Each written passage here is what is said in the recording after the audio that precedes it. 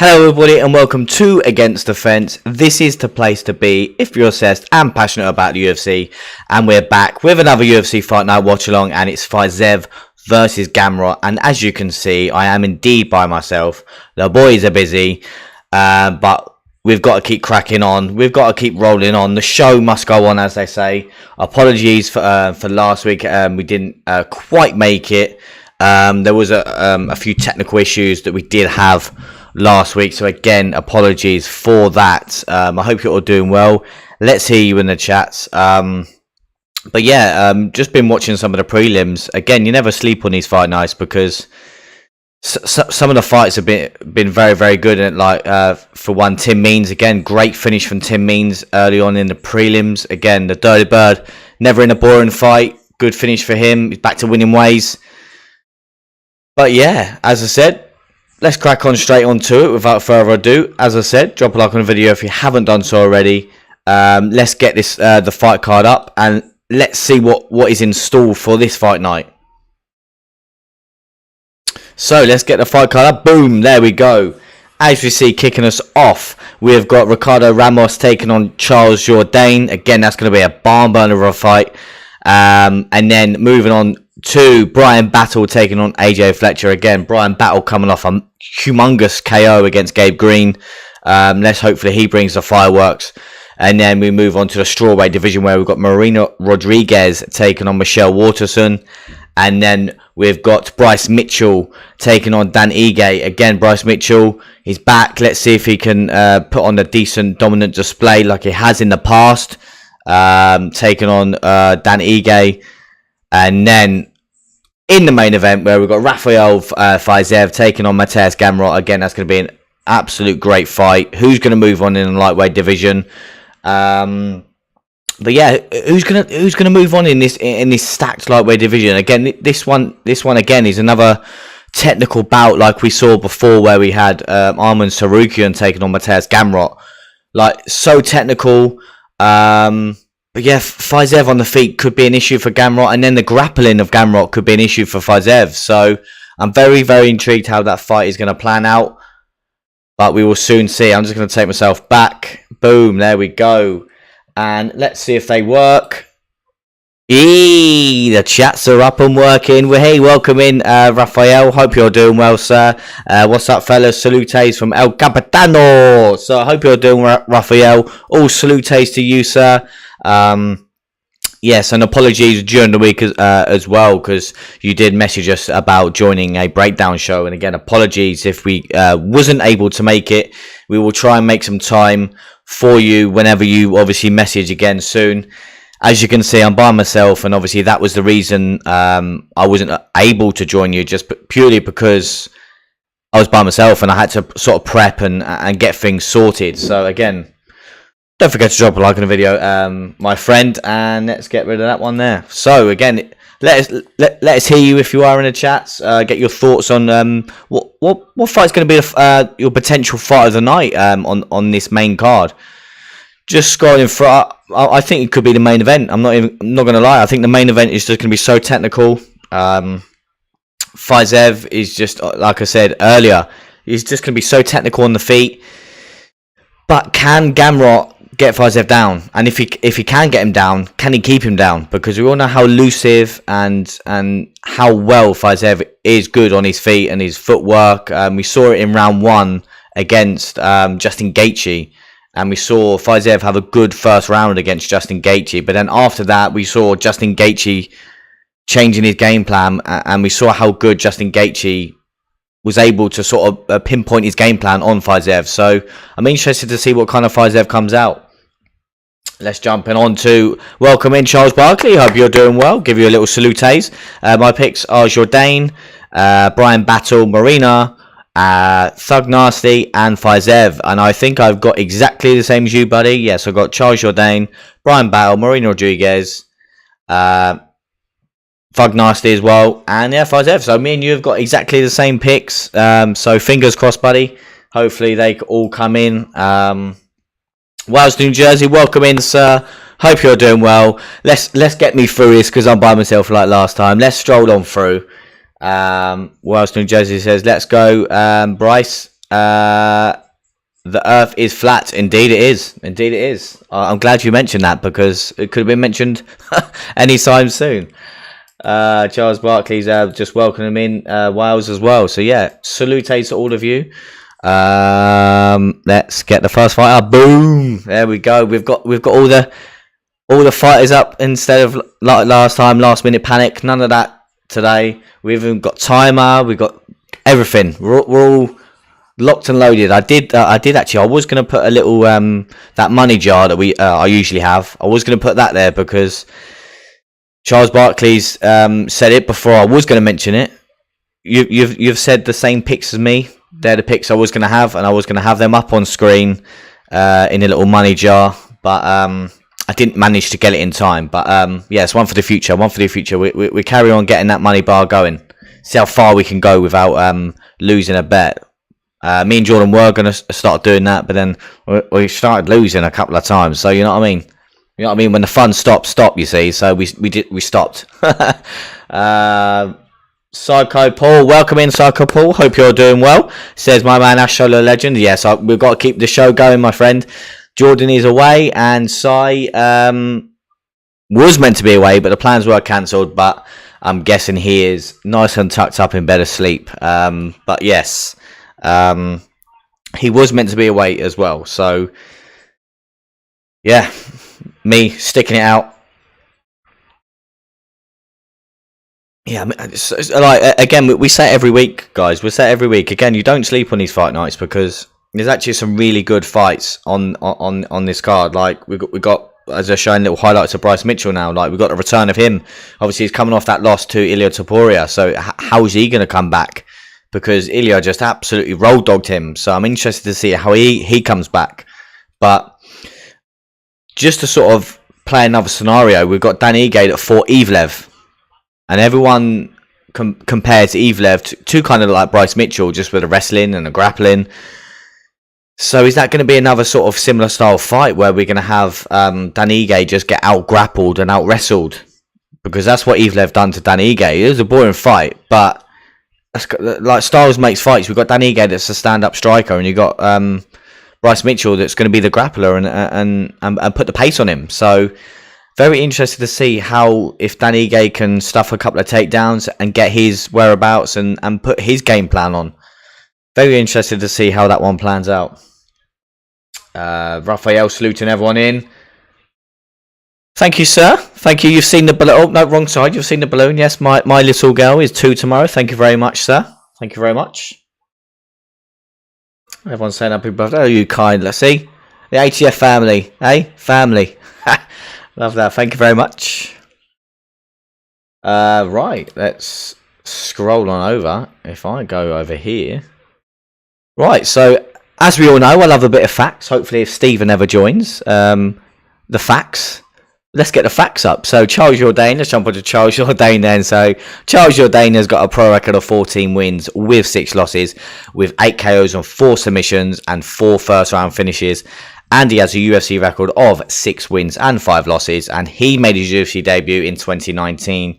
And he has never been KO'd. So again, I'm interested to see if that one ever sort of plans out. Excuse me. And he is a switch. He is a southpaw. And he is also a black belt in Brazilian Jiu-Jitsu, if you didn't know. And he likes to edge forward and tight on his guard with a narrow Muay Thai stance. Always throws his shots with bad intentions, and it's surprising how well his gas tank holds up. And obviously we've seen that in the past. Obviously, do you remember that Sparta kick? I can't remember who he did that against, but just coming alive in the 3rd round. It's always good to see, like, fighters. Some fighters thrive off just keep going, don't they? But he definitely thrives off that 3rd round and definitely puts his foot on the gas in that 3rd round, 100%. Cuts off the octagon well when he has you pressured up against the cage, just like I mentioned, and he's looking to rip to the body and then land up top. Jumping on to Ricardo Ramos then, who has got a pro record of 16 wins with 4 losses, with 4 KOs and 7 submissions and 8 first round finishes, and he has a UFC record of 7 wins and 3 losses, and he made his UFC debut in 2017. So again, there a little bit of difference in submissions with Ramos, and a little bit of difference with the KOs of obviously Charles Jourdain. And we all know how good Ramos is with the submissions, even though he's coming off that spinning elbow finish. But he is an orthodox fighter, capoeira background, and as we know, he has good timing on that spinning elbow. That's in the arsenal. Likes the low calf kicks, and he's super fast on the feet. So again, this one's going to be an interesting bout because both of them are very fast on the feet. Who have we got in the chat? Let's see who we got. Who we got in this fight? Let's just scroll on over. We welcome in Bryan. Hope you're doing well, sir. Oh, it's a bit funny that I'll read it from this end anyway. Editing my new podcast episode. Will join you back on here as soon as I can, Ash. Oh, thank you, sir. Thank you for the support. And as you keep mentioning, we definitely need to. I don't think there's a UFC event next week. So if there isn't, and you want to get me, Jordan, Si on, definitely let us know, mate, and we'll jump on for you.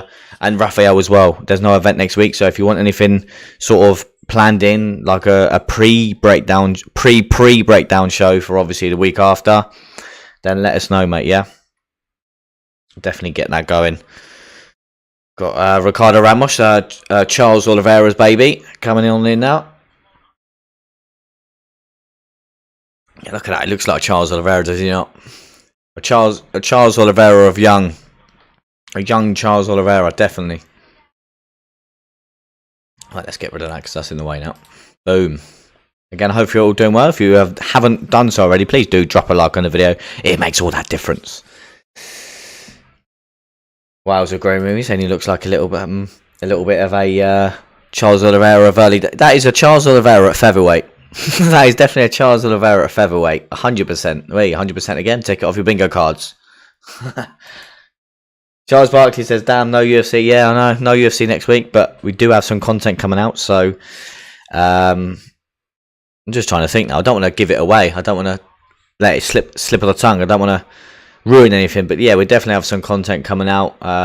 Maybe a couple of games because we like to mix it up now.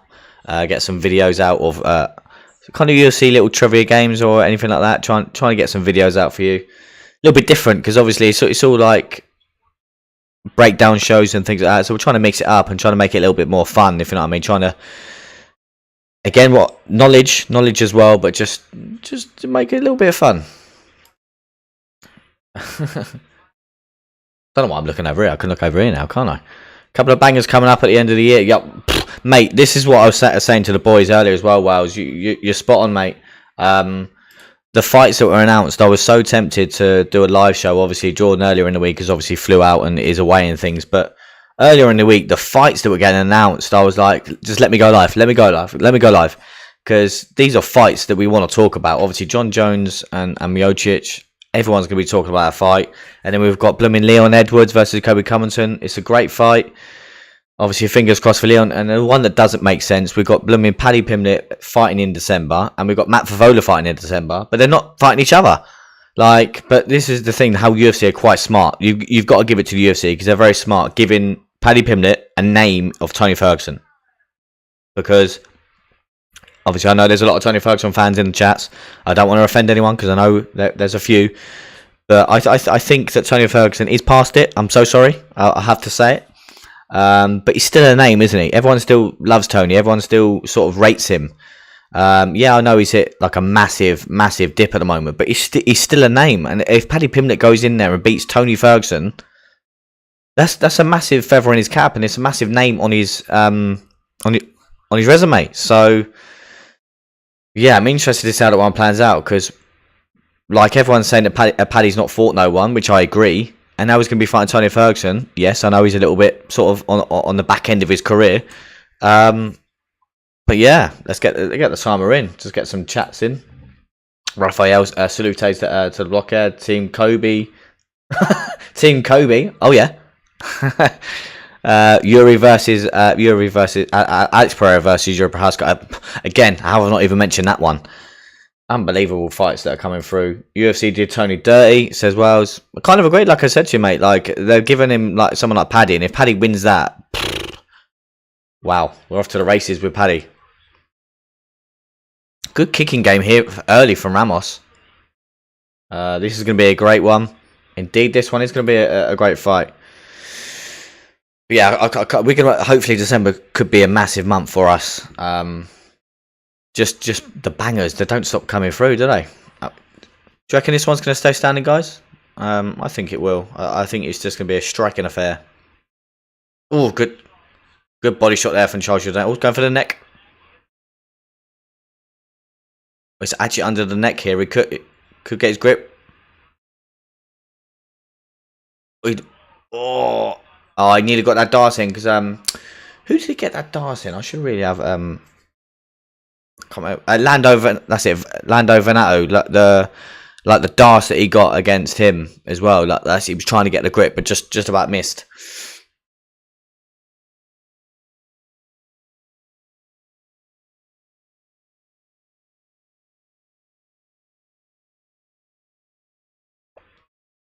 Side control now for Ramos. This is what I said about the submission, the grappling and the submission threat from Ramos.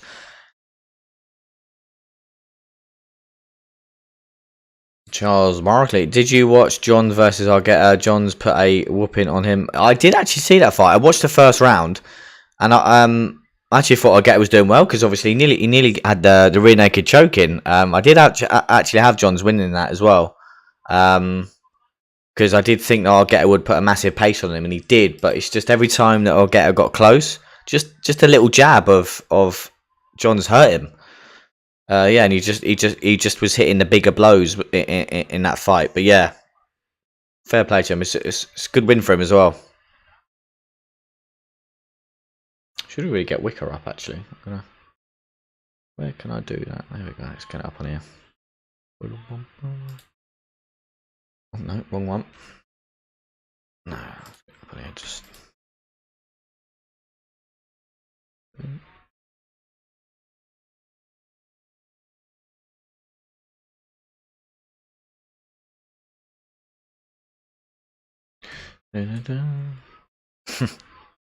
Again, Ramos doing so well here.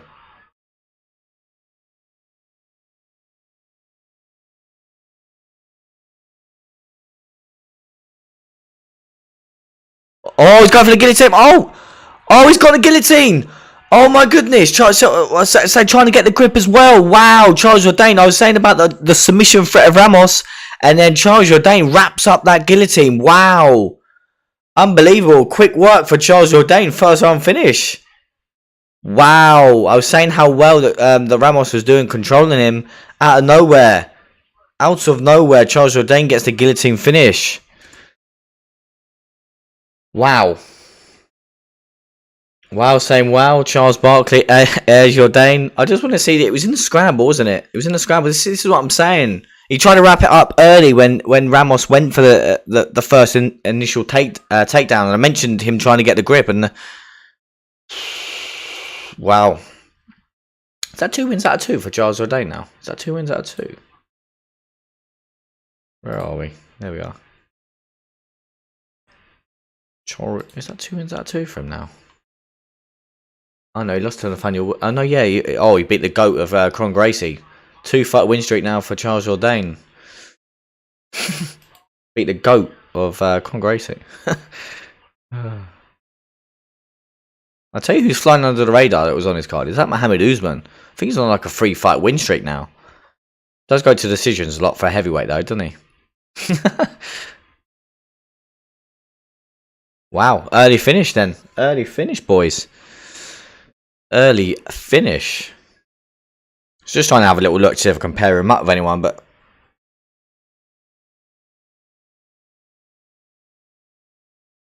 it was a featherweight, wasn't it? It was, yeah. Quick work for Charles Jourdain, and he moves on. Just trying to think if there's any potential opponents for him that are not ranked, because maybe.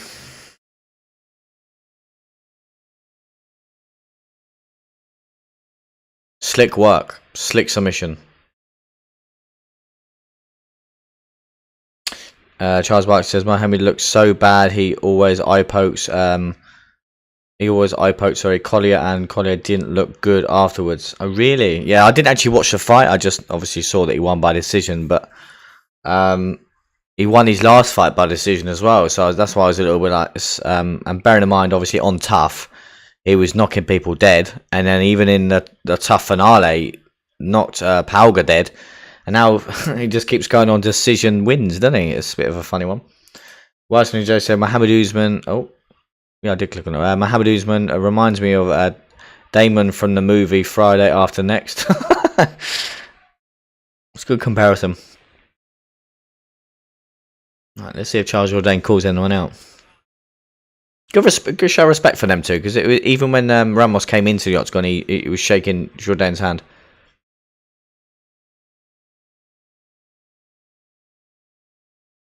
Even Michael Bid's been referencing what I was saying. It was basically like striker versus grappler. Striker being Charles Jourdain, and the grappler being Ramos, and then you get Charles Jourdain getting a submission win. That is crazy. I can't hear him. Let me just turn this up.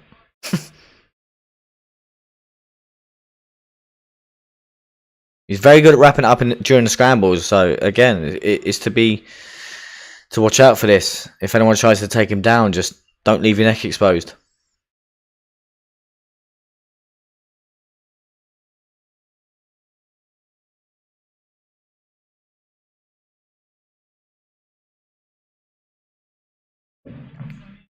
Oh. Wales says Means versus Fiallo was a good scrap on the prelims. Yeah, mate, I knew that was going to be a barn, but I'm very, very surprised. They could have even put this on the main card. I'm not even joking. Obviously, Tim Means, a veteran, and obviously Fiallo always brings it. Again, they could have opened it up with that fight. Obviously, I know they've opened it up with this one, but yeah, that definitely could have been on the main card. Honestly, there's a couple of fights that could have potentially been on the main card. Just obviously, Cody Brandich has been on the main card before. Even like you said, Miles Johns could have been on here, but yeah.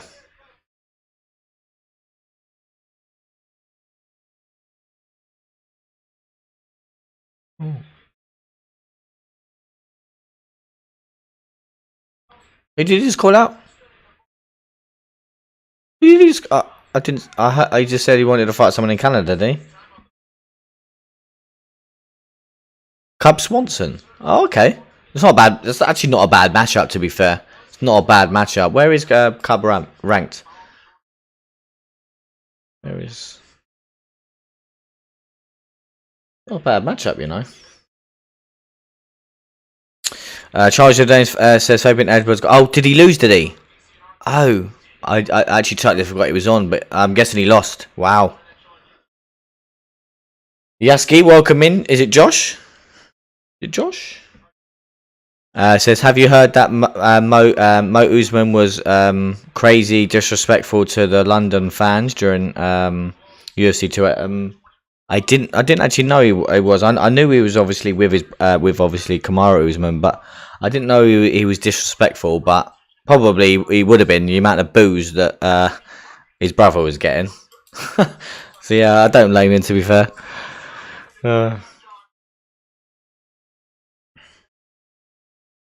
We've got Bryan Battle now, so again, did we put it up? We didn't put it up on socials, but it's out as a YouTube Shorts. But our reaction to Bryan Battle's KO of Gabe Green, we was actually doing a watch along with Modestus Bagauskas. He was in the hide with us.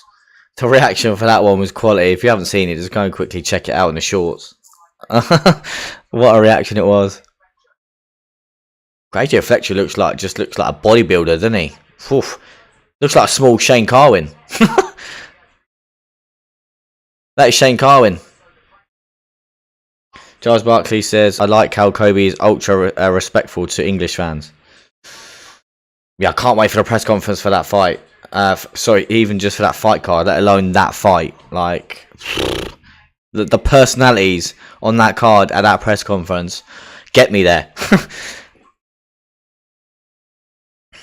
Cannot wait for the press conference of that one. Oh, have they got it up on it yet? Let's have a little look. Have they got it up? Oh. Let's have a little look. See if it's up on it yet. Is it up there? It is. The fight's been announced, so obviously. So I mean, we got Paddy Pimblett personality-wise and Kobe Compton personality-wise on the same. Oh, wrong event. Where is it? It's not there yet. Oh, no, it is. What's the other one then? Okay, maybe not then. Thought there was another one that was on that card. Maybe not. Let's take me back. Take me back. And let's get another one. Boom. Charles Barkley says, is there any love for Kobe? To be fair, mate, he's grown on me. But obviously, I'm backing Edwards, backing our boy Leon. But I don't actually mind him. He's kind of grown on me. I don't know why. Like obviously, I was saying to the boys as well. He's grown on me. I don't know why. I really don't know why. I really hated him. Now he's kind of growing on me. Kind of like Henry Cejudo, a tiny little bit. Henry Cejudo is a little bit more cringe. But Henry Cejudo, just during that fight week, when he was fighting Sterling, kind of grew on me a little bit, but still cringe. Kobe versus Leon predictions. This is the thing as well, because if Kobe puts a pace on Leon, it could be a hard one. But I think Leon is obviously had that pressure from Usman. Not that Usman puts a massive pace on like Kobe will, and I think that obviously Kobe always had in the back of his mind of Usman shooting for a takedown and obviously trying to defend a takedown. I don't think Leon's going to attempt a takedown or even grapple in this fight. So for Kobe to put a pressure on Leon, it could be a long night for Leon if Kobe gets a standpoint and actually puts that pressure on. It could be a very long night for Leon. But we've got to back our boy. We've got to back Leon. Why says Ash, what are your thoughts on your boy Matt Favola getting Saint Denis? Someone's going to sleep in that one. Mate, I messaged him as well. It's actually quite funny. I messaged him about a week before this fight got announced. And I actually said to him, any fight news? He went, nah, nothing. I was like, you were definitely keeping that in your back pocket. Surely you knew. But yeah, it's that, mate. That Wales, that fight is so good. Honestly, that fight is so good. Obviously, Saint Denis is actually, he goes under the radar a lot, and he's such a talented fighter. And obviously, he's going to be a threat in the grappling, not the wrestling, the grappling. And obviously, we all know how good Matt Favola's cardio is. He's definitely going to have the cardio advantage. So Matt Favola needs to take this one to long and not. He needs to put a pace on early, but be calculated with it, because Saint Denis can catch him, and we all know how good Saint Denis striking is. But then Matt Favola's got good striking. Man, I could break that fight down now. I could be here all day. Honestly, it's such a good fight. Honestly, I can't wait for that fight. But they did miss. They missed out on doing Matt Favola versus Paddy. That fight would have been a little bit more hype.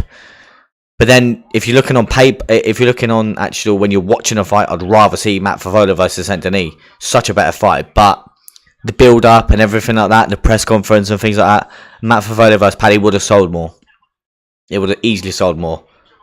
They missed out on that, because that fight's gone now. Unless Matt Favola wins and Paddy wins.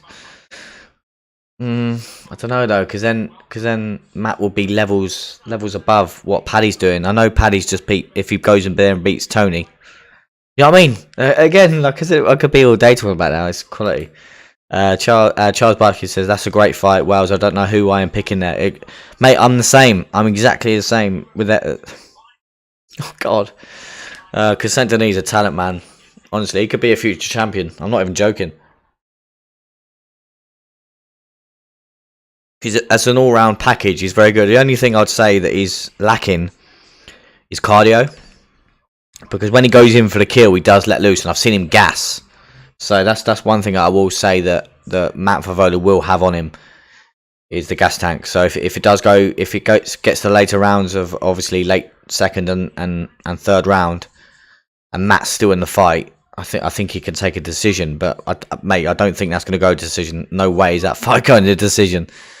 Psycho Paul says, what's your thoughts on Paddy versus Ferguson Ash? Doing Tony dirty, but he's capable on a good night. Yeah, this is what I'm saying. Like, I think they 100% have done Tony dirty, because they're definitely trying to rise Paddy Pimlich's stock by giving him this fight. Because you think if Paddy wins, he's beating the name of Tony Ferguson and a former interim champion. And we all know how good Tony was, like, back in. I don't like saying back in the day for Tony, because he's still there and he's still like relevant. But when he wasn't on this losing skid, like Tony was the dog, and they've definitely done him dirty by giving him Paddy. But you think of it on Paddy's side. He wins this fight. We're off to the races with Paddy. We honestly are. And I think after he beats Tony, then I think he can get any fight that he wants. But again, I think that what they're going to do with Paddy is what they've done with Sean O'Malley. Look how easily Sean O'Malley moved up the rankings. And then he goes and beats one top guy in Peter Yan. And again, that was a very close fight. And then goes in there, and now he's the bantamweight champion. So again, I don't see like this is the thing I was saying to the guys as well. I'll keep repeating myself. I don't see Paddy holding it down with the top lightweights. I really don't. I don't see him in there with the likes of obviously. Can you really see Paddy Pimblett in the likes of like Fiziev or Dustin Poirier or Michael Chandler? I can't see it. I honestly can't see it. But yeah, let me hear your thoughts on it. Could you see Paddy in there with the likes of Justin Gaethje, Gamrot, Chandler? I don't know. Charles Barkley says Favola would have steamrolled Paddy. 100% agree, mate. No offense, Paddy. Well, it says they're protecting Paddy. They can't let their cash cow get KO'd in the first. Exactly, and this is what I'm saying. That's the only reason they've not booked that fight is because they know stylistically Favola will win that fight. And like I said, the perfect example is they're doing a Sean O'Malley is what they're doing with Paddy Pimblett. But they've given him a washed Tony Ferguson. And they know if Paddy goes in there and beats a name of Tony Ferguson, boom, we're off to the races with Paddy. And it's like what they did in the co-main event in the London card with Meatball Molly. They gave her like a girl that was 1-4. I think it was like 1-5 in her last 6 fights. And that wasn't on the script of Molly to lose that fight. That was not on the script because, again, it was just sort of Molly wins that fight. The crowd goes nuts. Molly stock rises again after her loss. But yeah, just a quick couple of points on this fight, and I'll get to the chats. Jump on to mini Shane Carwin then, AJ Fletcher, who's got a pro record of 10 wins and 2 losses with 4 KOs and 5 submissions and 6 first round finishes. And he has a UFC record of 1 win and 2 losses. And he made his UFC debut in 2022. He also was in a Dana White Contender Series in 2021. Interesting fact, Stephen. Hopefully, if you do pop on at one point, he's never been KO'd or submitted. So again, Bryan Battle coming off of that humongous KO of Gabe Green. Can he take away that not being KO'd before? Jumping on to Bryan Battle then, who's got a pro record of 9 wins and 2 losses with 3 KOs and 4 submissions and 3 first round finishes. And he has a UFC record of 4 wins and 1 loss. And he made his UFC debut in 2021. He also has never been KO'd, and he is the season tough 29 winner. Yeah, I'm interested to see what kind of Bryan Battle comes out. But for fighting style for Bryan Battle, even though he has long limbs, his stance is uses narrow stance, but is very effective in the grappling transitions. Just for an example, just obviously the guillotine that he used against Urbina, just rappelling up the long limbs, using it to his advantage. Very strong in the clinch. He's capable of pinning his opponents up against the cage and landing vicious knees to the body. So again, we've seen that in the past, like I just referenced the Gilbert Urbina fight. Very, very good at suffering his opponents. Right, hopefully that's that. Cool. Right, let's get to a couple of chats quickly. Waterson-New Jersey says that pound for pound, the lightweight division is the best in the UFC. Charles Barkley, only ranked lightweights I give Paddy a chance against is Hooker, and Hooker is still probably beats him. Mate, you're spot on. This is what I'm saying. I can't see Paddy against the top lightweights. I'm sorry, I can't. I just can't imagine it. Like you said, you've used a perfect guy in Dan Hooker, and even that, I still think Dan Hooker beats him. The mate, you're spot on. Did Battle drop Paul Bear? No, I don't know, mate. Felipe, yes, Philippe. Hope you're doing well, sir. Let's get that there, and I'll get ready by the time we look at this. I don't have to remind Sai if you're even watching Sai, but yeah, don't forget to drop a like in the video. I haven't done so already. I'm by myself, and you guys in the chat's absolutely amazing, keeping me supported through this, keeping the questions going. Absolutely love it. Credit to you. You're smashing it more than me because you're supporting me during this, and I'm absolutely loving it. Early leg kicks there from mini Shane Carwin of AJ Fletcher. He looks like an absolute brick shithouse, doesn't he? AJ Fletcher is an absolute unit. Look at him. Again, them leg kicks must have made dividends already. Landed 2 calf kicks, and Bryan Battle has changed stances already. Ooh, another one. Doesn't like them leg kicks. Who we got in this fight, by the way? I've actually picked Bryan Battle in this one. I should have got my bet list up, shouldn't I? Sugar. Apologies. Again, gamble responsibly. When the fun stops, stop.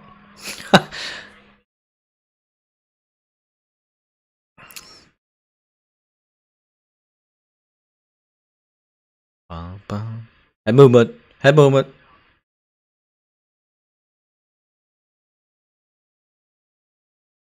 Look at you guys supporting each other. Love it. Absolutely love it. Yeah, see, even Biz's been agreeing with me, saying he's changing the stances already early with a couple of low calf kicks. I don't blame him because his legs are ginormous.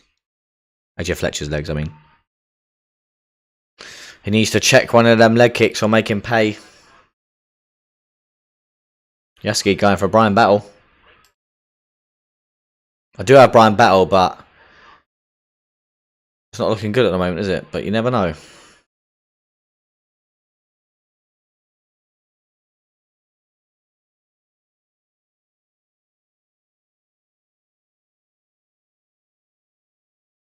Oof, a big overhand right just missed.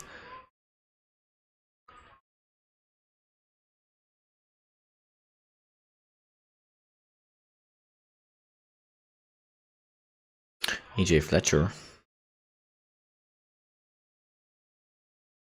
Yeah, them teeps down the middle are very good from Bryan Battle. He needs to keep doing that, keep him at bay. Again, start using his range. Start using that range. Actually, I'll tell you what, instead of him looking like Shane Carwin, it looks like a Dennis Seaver. A Dennis Seaver from the side angle. AJ Fletcher looks like a Dennis Seaver. Let me know if you agree with that, because that is, I think that's better than Shane Carwin. That is definitely AJ Fletcher as Dennis Seaver. I've changed my mind. I've changed my mind. Charles Barkley says, I think Battle is just looking to counter strike. If I remember correctly, that's what he did against Gabe Green. Yeah, 100% he did. But Gabe Green just come flying out the gates and just looked to land heavy. And Bryan Battle took that step back to set himself and boom. Wow says, Bryan ain't doing anything offensive, sorry. He isn't, but he's looking at landing his jab now, which is good. That teep down the middle, I like it. I like it.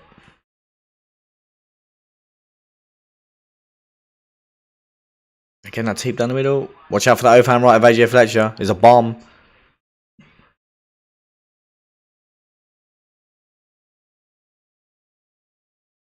Oh, big overhand right from AJ. There's another leg kick. This is the thing as well, which Bryan Battle needs to do as well. He needs to be on the front foot, making Fletcher do what he's doing now and move laterally and keep moving because he's a unit. Tire him out. Let him run around the octagon. You just plant your feet and let him run around the octagon. That's it. Them teeps to the bodies. If he gets out this first round, going to be key. Oof. Head kick from Bryan Battle. That's a head kick he knocked out Sato with.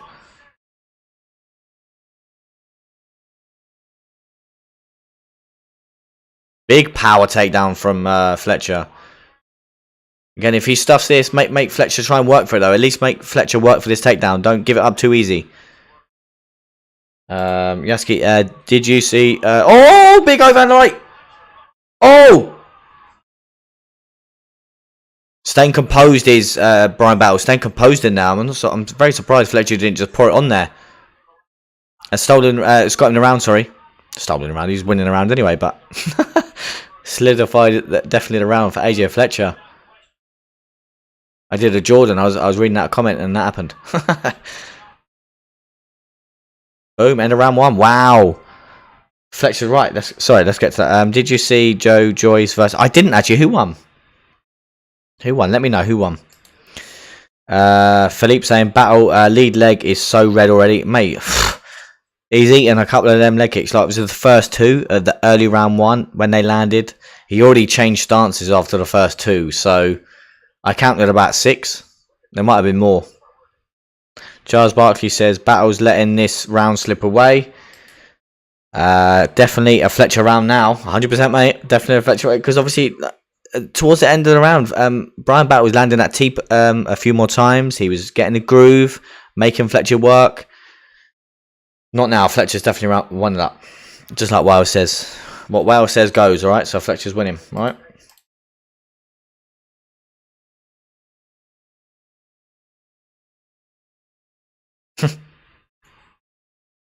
Was it an overhand left or an overhand right that caught him in the clinch? Was it a left? Oh, it was an elbow. Oh, that was so sneaky. It was an elbow. Oh my goodness. I thought it was an overhand right. It wasn't even the right. It was the left. But it was a left elbow. Wow. Again, these smaller guys in the clinch, they're so crafty, aren't they, against taller guys? Again, this is what Battle needs to do. Be on the front foot, but be composed. Don't...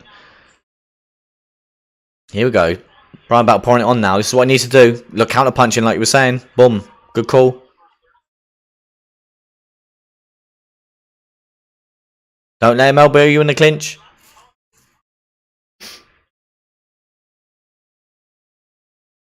Zhang knocked... Oh, did he? Oh, I actually had Joe Joyce in that fight as well. Well, bloody hell. I'll have to go and I'll watch a replay online or something.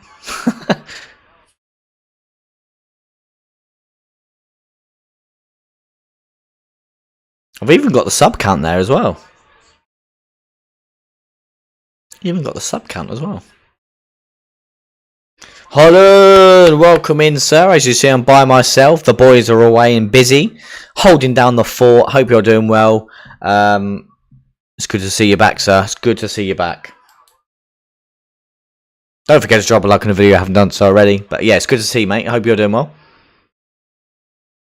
Now, Bryan Battle's switching positions now, and this is what he needs to do. He needs to put his game plan on now. He come out this round guns blazing. He knew he needed this round back. Hopefully I'm not shouting. I'm not shouting, am I?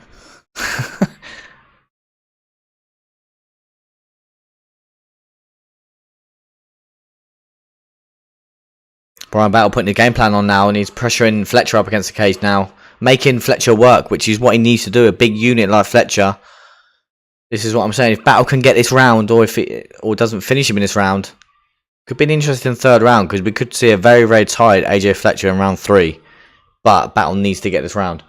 Holland says, been good. Remember, today is Saturday. Come to watch one time. Yeah, you're the man. You're the man. And thank you for your support. It's good to see you in the chats again. Wales, you're the man. Thank you for that. Let me know if I'm shouting. We're trying to go for a guillotine here. Is he going for a guillotine? No, I think he's lost it. He's lost it. How have the fights been? The fights have been so good. Good actually. We already had a first round finish in the last fight, and this fight has been very good so far as well. Very technical. Now Bryan Battle on top, exactly where he needs to be. Get this round under your belt, and you're going to see. Oh, he's trying to go for a Kimura here. You don't see that very often. But again, he could have used it to AJ Fletcher's disguise and try and get in full mount. A lot of fighters do that, didn't they? Attempt a submission just so it disguises the pass to full mount.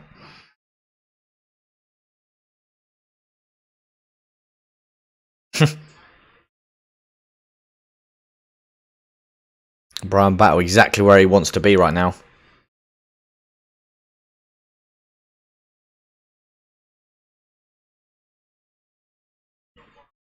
Good ground and pound shots here from Bryan Battle. He's exactly where he wants to be, because Fletcher's, like I keep saying, the bigger muscly guy that needs the air into them big muscles, and he's trying to get up as well, trying to move, get up, wasting all the energy. constantly going for that Kimura? Is there something I'm not seeing here? Is it because they're small arms? Wow says, sound is good. Shout please. Love the passion. Pause. Oh, trying to set it back. Oh, trying to set it back now. Oh, trying to get arm under the chin. Oh, he's close. Oh, he's not fighting the hands. Fletcher's not fighting the hands. Oh, and he gets the tap. There we go. Bryan Battle with another finish. Wow. Bryan Battle with another finish. Second round finish. Submission win for Bryan Battle. And he moves on again. Wow. Is there nothing this guy can't do? Wow. Unreal. Another finish, guys. I want to see what kind of win streak he's on, because where is Bryan Battle? Why is Bryan Battle not even highlighted here? What is going on here? Bryan Battle. Let go of that. It's unreal. Wow. Another finish, guys. What do you think about that? I was just saying about, I was saying he needed to do this to get out of the round. What win streak is he on now? Oh, alright, he's only on 2-fight win streak, sorry. Oh yeah, because he got absolutely dominated by that. He's beaten Tracer and Gore, knocked out Sato. He's got some finishes on his resume though, let me tell you. Subbed Gabe Urbina, TKO'd Sato, KO'd Gabe Green, now another submission, 2-fight win streak, wow. Bryan Battle. Oh Jesus, flooding in.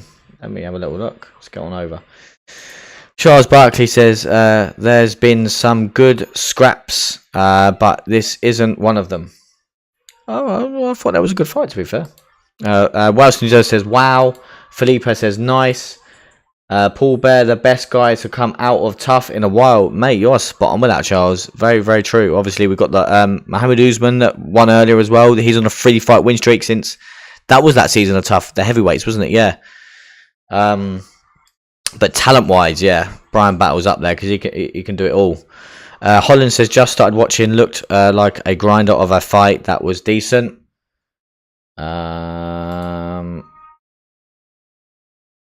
Wales agreeing with Charles. Brian's back. Welcome back, Brian. Hope you're doing well, mate. Just finished my episode. Props to Bryan Battle. 100%, mate. 2-fight win streak now. He's going to do good things in that welterweight division. Charles Barkley says the win over Andre aged well too. Well, as soon as he says take it easy in the first, let him drain the gas tank, then attack in round 2. Yeah, Mohamed Usman won. Yeah, he won by unanimous decision against Jake Collier in the prelims.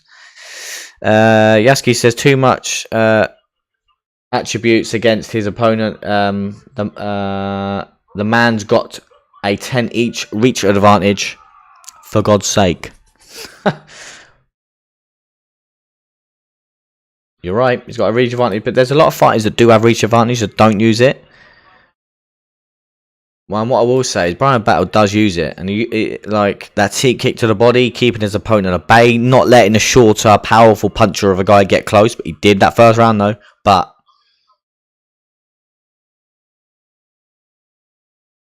to be fair, Andre Petrosky is very good from Tough as well. He's very talented. He was just very unlucky on the show by losing his fight, but since then, he's been doing really well.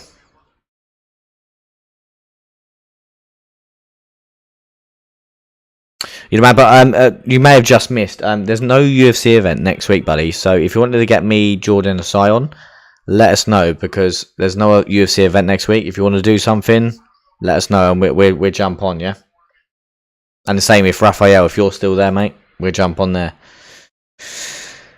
Don't forget to drop a like on the video if you haven't done so already. This is a UFC fan channel. I do have 2 other guys with me, but they are busy today. So I'm holding down the fort. And you guys are absolutely amazing in chat, keeping me going as well. Loving it. Charles Barkley says, is it just me, or do we all agree Battle would beat Magny? Ooh, that is a good shout, you know. Magny got a fight. Mm.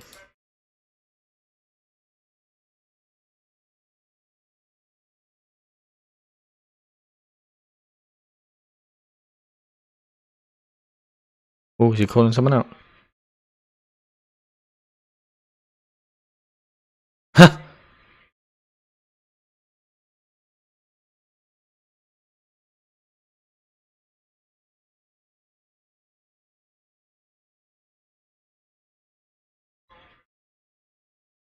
Huh.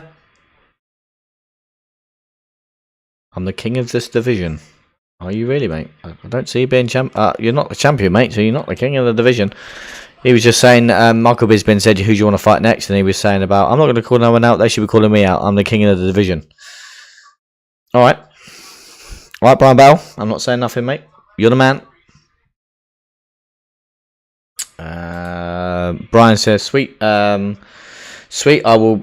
You definitely reach out, mate. We'll jump on. Holland says he sounds like a black dude. The way he's speaking as well. He actually says Paddy being one of them. I mean, he's a big guy for the weight class. Oh, I get what you mean now. Sorry. Yes, I get what you mean. Yes. That's weird hearing Battle talk. I've never heard him talk before. Everyone talking about how he sounds. King of the Apex. Yes, says well. Yeah, King of the Apex. That's what he's saying. Paddy does not have great striking, in my opinion, so he doesn't get the chance to use his reach and length. Yeah, you're right. You're right, mate. I agree. Charles Barkley, yeah, that was an L response. King of the division with 0 ranked wins. Yeah, come on now. At least get some wins ranked up before you sort of start saying things like that. Come on now. Because he actually, he got dominated by... where is it? Let's get it back up. I can't remember his name now, but he got dominated. I think it was like the first. There was in a 3-round fight. I think it was like 30-24 or some 30-20 in a 3-round fight. I think there was a 10-8, like 2 10-8s in a 3-round fight, and yeah, Battle got dominated. So. Yeah, if he fights a wrestler that will keep him down, he doesn't tend to sort of get back to his feet. He doesn't really have that urgency to get back to his feet. He just accepts the position, and that's what he did when he did lose. Holland says, man, I hope Tony wins. This is what I was saying earlier, mate. Like, I think it's a perfect fight for Paddy. Like I said, Tony Ferguson's a name for him. And if he wins, we will be off to the races with Paddy. But again... I don't know. I keep saying it though. I keep going. Oh, Tony, he'll be alright. Like he'll get going soon, and he can't get going anymore. Do you know when your body's just that done, and you like sometimes when you need your body to get going, in your mind you're like 24, but your body's 40. I know he's not that old, but it's just one of them things. Like obviously, like for an example, athletes in their mindset that they're still young and fresh. They've still got that passion in their mindset, like I'm still good to go, but then your body just doesn't go, if you know what I mean. And I think that's exactly the same scenario we've got with Tony Ferguson. Tony Ferguson's still game as they come, but his body's just not doing it anymore, and his body's not doing what he wants to do. Like we can see that because he's not going when he should go. He's not putting the offense on when he needs to. He's just unfortunately it's sad to see, and it's sad to see him still trying to fight, if you know what I mean. Like we get these legends that have done this. Obviously, BJ Penn for another example. I think it didn't ruin his legacy, but like it's not put a good end to his career. Obviously, look at Frankie Edgar again. Tried to carry on. He definitely 100% speaking to him. In his mindset, he was still young and fresh, but again, your body just gives up, and you can see in the early days, Frankie could take a crack, but we saw as he got older, he couldn't take a crack, and it's sad to see. But obviously, he just wanted to carry on fighting and just get like that one more win under his belt, and your chin just goes. Unfortunately, we've seen it with Vicente Luque again. He used to have the biggest chin ever, and now obviously, I'm not saying his chin's wobbly, but I'm just, you know what I mean. Your chin just eventually does go, and it's sad to see. Holland says he has gone back to straight up boxing, which he started off with. So let's hope we get a Robbie send off. 100%, mate. I'm interested to see that fight though. To be fair, it's gonna be a good fight. Tonight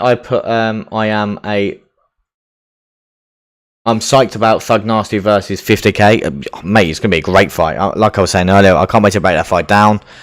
Again, we had a kind of striker versus grappler in the first fight of obviously Charles Jourdain versus Ricardo Ramos. And then we get the striker of Charles Jourdain get the submission win. So, but yeah, Charles Barkley says he should have called out Kevin Holland. Yeah. Holland says, yeah, man, that Justin fight was a blow up, cutting weight, back to back style like Tony. Oh, he's not showing the full chat up on here, so I have to look over here. Blew up, cutting the weight back to back with a style like Tony, where he really leaned on reflexes and rolling shots. Yeah, exactly, mate. Spot on.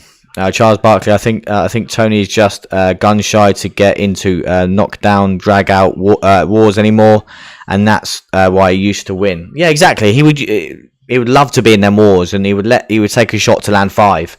And like I said, I don't think he can take that shot to land his 5, if you get what I mean. And I don't think his body can land that extra 5 anyway. His body can't go to land that extra 5. But yeah, Yasuki says, right then, I hope you guys enjoy the fights. What videos do you have lined up for us this weekend, because there's no UFC event? Yes, we do have a video coming out. We keep it on the download, but we do have something different for you. So it's going to be like a sort of, it's going to be a game, like a fun game.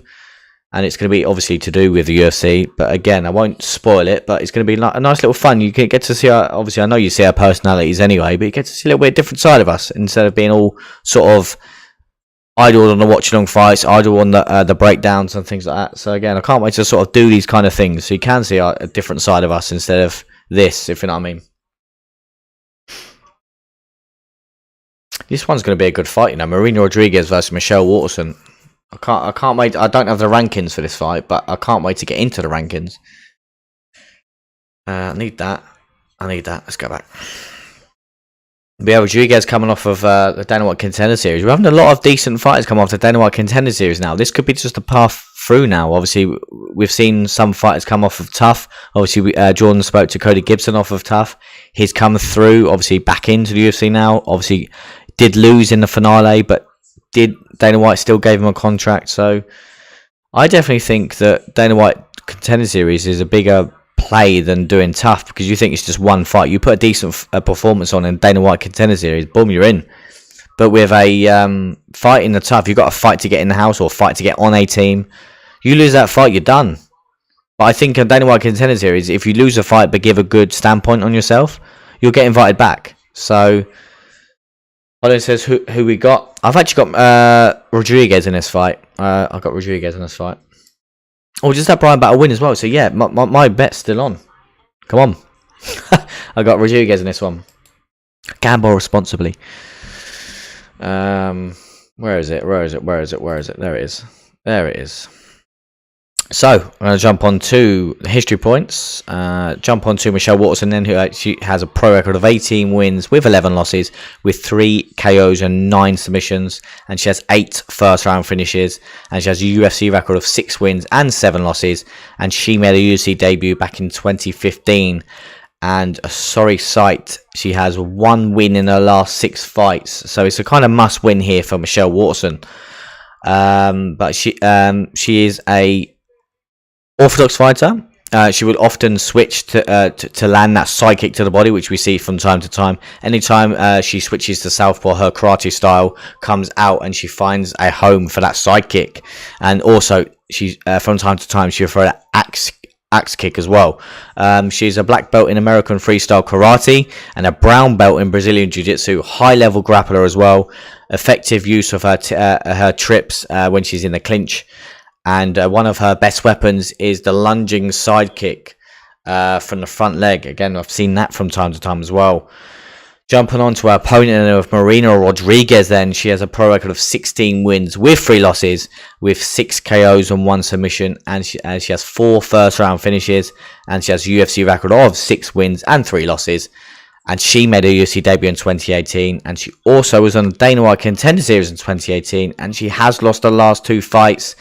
but she's never been submitted. With Michelle Waterson having 9 submission wins, and Rodriguez never been submitted. That could go. You never know. That could be the path to victory for Michelle Waterson in this fight, and I think that is going to be key in this fight for her. Going to be the grappling. I think she can't stand there with someone like Rodriguez, but you never know. Like I said, the karate sort of kicking game of Michelle Waterson, she needs to offload that and pinpoint her game plan. I've seen her fight too many times now where she doesn't get going. Yaski says, excited to see. Can't wait for it, man. I'm gonna pop off to watch the events on TNT. Great stream. Thank you, sir. Thank you for your support, my man. And we'll get in touch with you on the old socials. Good to see you, mate. Thanks for jumping on in. Making a welcome, mate. Welcome in, sir. Hope you're doing well. Give you a little clap in. Hope you're doing well, buddy.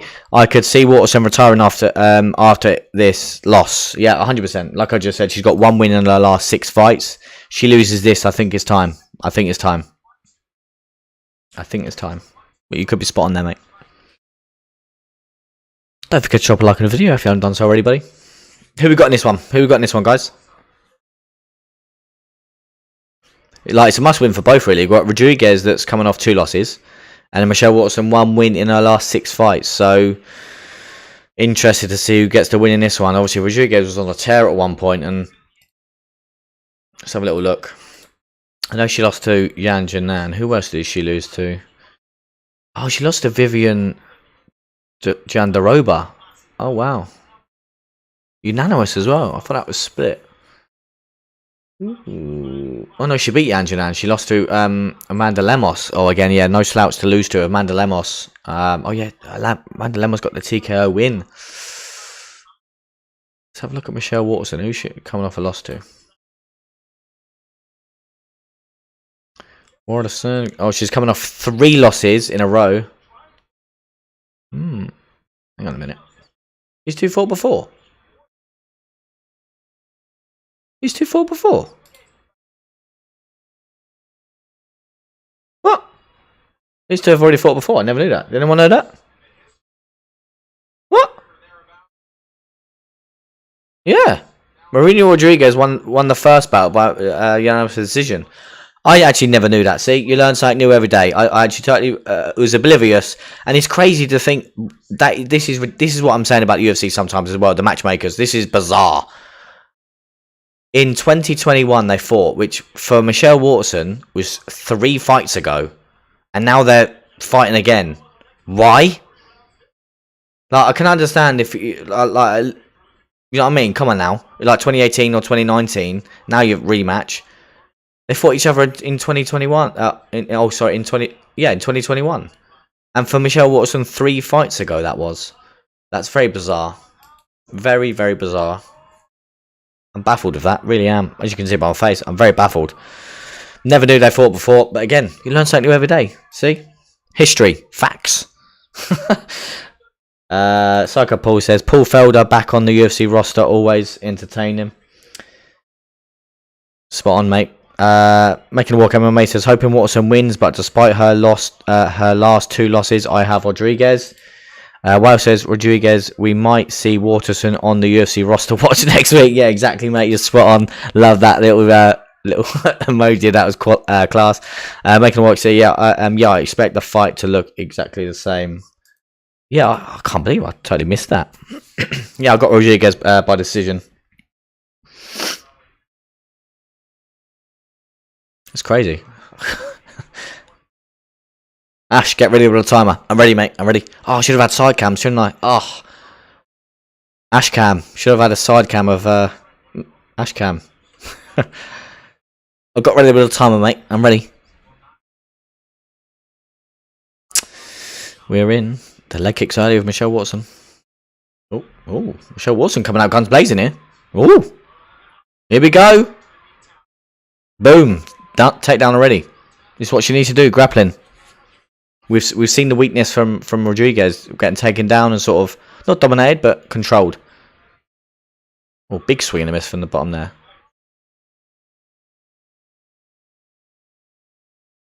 If you're gonna fight Rodriguez, this is where you want to fight. You don't want to stand with someone like Rodriguez. Very smart game plan from Waterson here.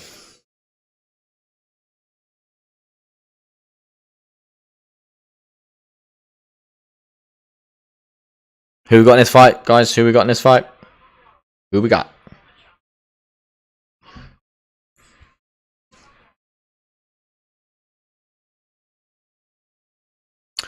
Got her tied up against the cage here, just looking to try and pass. Nope, stacking her up, trying to land some shots here for Waterson. And this is the thing for certain fighters as well, they just accept the position. God, that was like a little headbutt there, wasn't it? Oh. One of 5 takedowns in their first fight as well. Oh. 1-1 so far. Them up kicks. Up kicks. That was nice. Underhooks. Fight them underhooks. You're going to go for a ride if you don't fight them underhooks, Rodriguez. Good knee. Here we go. We're back. Oh, good elbow. God, look at this. Oh, shot tie clinch now. Rodriguez with a tie clinch. Good knee to the body. And again. Very strong in the clinch, Rodriguez. Oh, and again. Oh, she didn't like that one. Didn't like that one. Got a single leg though. Got a single leg, Michelle. Fight the hands, Rodriguez. Come on. Fight the hands. Fight the hands. No, why are we doing that? There we go. Michelle, let go of it. Good elbow. Very good in the clinch, Rodriguez. Oh, big knee. Oh, elbow in the clinch. Oh, big knee. Oh, and again. Rodriguez, teeing off. Woo! Got pinned up against the cage here. Oh, desperate takedown attempt from Michelle Waterson there. Great sprawl from Rodriguez. Them knees and body shots in the clinch were what she needed to sort of stuff. Oh, and again knee. Michelle's covered up. Oh, big knee again. Oh, she's covered up. She don't want it. Oh, big knee. Elbows. Rodriguez looking for the finish. Cut open. Oh, double knee. Oh my goodness. Pouring it on. The ref taking a close look. Oh, knees again. Rodriguez. Oh, she don't want it. That's it. That's it. That's got to be it. End it. Stop the fight. Stop the fight. Oh, elbows in the clinch. Oh. Yeah, Michelle Waters. Rodriguez putting her hands out. Oh, big shots again. Watson don't want it. Oh, she's a mess. Oh, again. Oh, elbows in the clinch. Oh, big knee again. Oh my goodness. Wow. How's this fight still going? Oh, and again elbows. Wow, the ref was, I think, was about to stop that then, and Michelle Waterson luckily went for a takedown here. My goodness, I know the chat's going mental. I can see it. Give me a minute. What's happening here? Oh, I want to look at the cut. Oh, of course you do. Right, I've got time to go to the chats. Making a walk, someone made them knees. Wales says, oh damn. Muay Thai says, Wales, oh man. Throw the damn towel in, says Wales. Stop the fight. Holland says, brah. Making a walk, MMA, she's damn a mess. That should have been stopped. Charles Barkley says, the karate is brutalized. Oh, is he letting it go? Oh god! Right. To be fair, this little break is good for Rodriguez. She can pour this on, pour it on now. Last 30 seconds. So we've still got 30 seconds left, and here she goes. Exactly what I just said. Oh, great hip toss, great throw. Wow. Oh, she's gonna survive this round. Stop the fight. Blockhead says that cut is just to the side. I would let them go as well if I was the doc. You are the doc, and the fight still continues, mate. Good call. I'm not sure for how long, but the fight continues. Wow. What an onslaught there from Rodriguez. What a round. After Michelle Waterson getting a takedown, looking glim for Rodriguez, gets up. And them knees to the body were brutal. Charles Barkley says that shirt will never be white again. 100%, mate. Can I click on it here? Oh no, sorry, just it doesn't fully come up. I do apologise. Hang on a minute. If I can make it big, actually, hang on. Make it a little bit bigger so we can see it. No, it doesn't. I thought it would have. Oh, we're blocking our face now. Oh, let's get out of the way. There we go. 1-0 1-0 Rodriguez says, well, it's an understatement. Yeah, it's 5-0 already. I'm getting rid of the timer. Your favourite blogcast says, El Cucumber will not ride off into the sunset without a proper send-off in the Vegas. Yeah, 100%, mate. You're spot on with that. El Cucumber could be cucumbered. El Cucumber could be cucumbered. Charles Barkley says 10-8. I have to agree. I think that definitely is a 10-8. Holland says, man, she just stood there taking knee after knee many times. That could have been stopped. I think it should have been stopped because she didn't want it. But you can't deny the heart of Waterson there. I would have given it a 10-8 as well, says Bryan. Making a Walk MMA says, Waterson has always been too small for the division. She's a true atomweight. Too bad they don't have that division in the UFC. Interesting point there, buddy. Interesting point. I think we would have a lot of fighters go to atomweight if that was a division. It's like they don't have an atomweight division, which some organisations do, but yet they have. Is it a bantamweight division in here? But there's no one in it. What am I thinking of? Oh, there we go. Sorry. There we go. But no one in it, if you know what I mean. No one in that division. Obviously, Nunez retired that division. No one in it. But there was an official division of it. But not many women in it, if you know what I mean. So, yeah, good point then, making a Walk MMA. Anton weight, get it. Oof, knees to the body again. I think she just gave up there. Oh, big overhand right there for Waterson there. Yeah, she's being composed after actually Michelle landing that overhand right. Oof, deep to the body for Rodriguez. So technical and striking. Oof.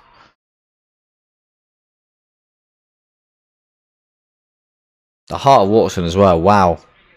Oh, knee.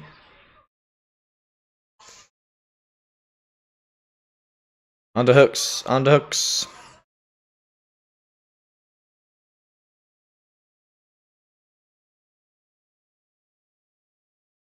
Oh, good knee again. Elbow.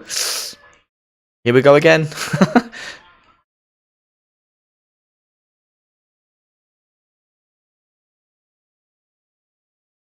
She's got no defense for these knees or in the tie clinch. You've got to circle out. I know it's easier said than done, but you can't see her in the clinch against Rodriguez. Oh no, she's ended up in full mount. This is it. This is it. Rodriguez in full mount now, landing some ground and pound shots. And that is it. We have another finish. Marina Rodriguez with the second round TKO. She moves on in the strawweight division. Back to winning ways for Marina Rodriguez. And is it curtains for Michelle Waterson? Oh, what a dominant performance from Rodriguez there. Insane. I did feel a little bit bad there because Michelle tried to get a takedown, but it just didn't have the energy to end up on top. And Rodriguez ended up on top, and the ref only let it continue for a while, which is a very good stoppage. Wow. I get to a couple of chats, and we're going to go to the old ranking. Well, I don't have the rankings on screen for you, but we will talk about potential matchups because it's exciting stuff that Rodriguez is back to winning ways now. Charles Barkley says Anton Weight has way more talent and could be better division than the women's bantamweight and featherweight division. Yeah, you're spot on, buddy, and that's what I was trying to refer to earlier about obviously. No, I'm just moving over. Amanda Lemos retired obviously that division basically, didn't she? So Making a Walk says Waters. Rodriguez. Weil says Rodriguez fights a lot like Anderson Silva used to. Yeah, with the knees in a clinch reminds me. Yeah, spot on there, mate. Charles Barkley says, didn't Norma just win a fight at featherweight, so the division isn't closed? Oh, yes, you could well be. You could be right with that, mate. Yes. Very true. See? You guys in the chat see a bit of knowledge. Love that, Charles Barkley. Making a Walk MMA says Waterson has to be in great shape to take this kind of beating. Yes, very true, buddy. I wish I could get the rankings up for here, but I didn't get it in time. Where am I going? I'm going over here, aren't I? I need to exit that. Right, let's get rid of that. Let's get these rankings up. Let's have a little look. What is next for Marina Rodriguez after that performance? Let me know your thoughts on who you think could be next for Rodriguez. I'm just going to get the old rankings up. Where are we?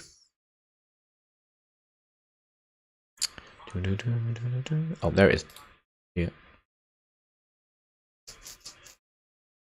2 minutes, 21 seconds.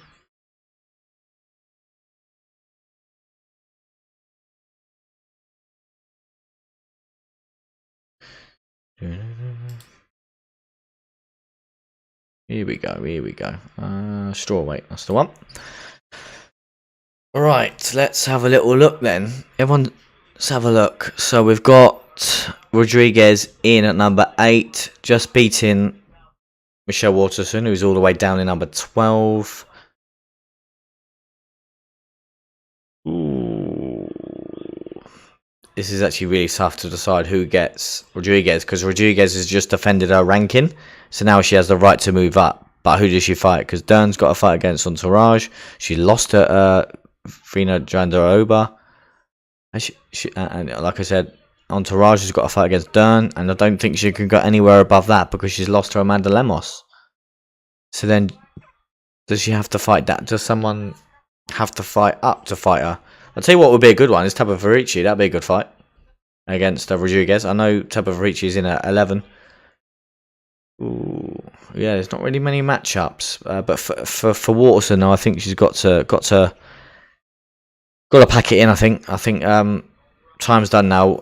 That's 1 win in 7 fights. It's last 4 losses in a row now. So bleak times for Waterson there. But yeah, the only one that's sort of available there that kind of makes sense. She's fought, yeah, because Rodriguez has fought Amanda Ribas, right? Yeah, she's already beaten her. Ooh. This one's ridiculous.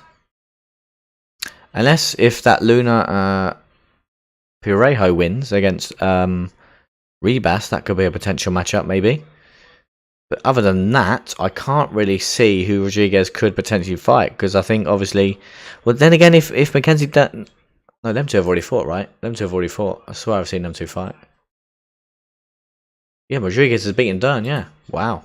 Okay, so that fight can't happen. Even if Dern loses, oh, it's a tough one. Yeah, I think the winner of Luna and Ribas.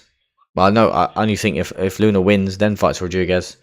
There's not many matchups potentially. It's a good job I didn't have the rankings because it's very hard to decide.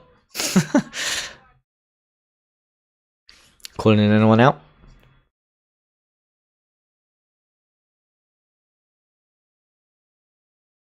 Oh, speaking English now, are we? I get a title shot soon.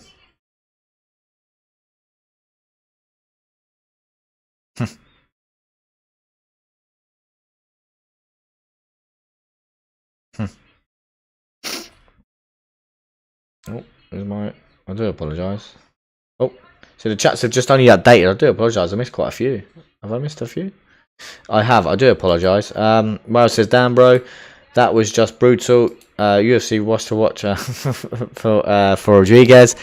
No shame in the Karate Hottie going back to the broadcast booth for the commentary. Philippe says sad stuff. Psycho Paul says Waterson has had a tenner on Rodriguez to win.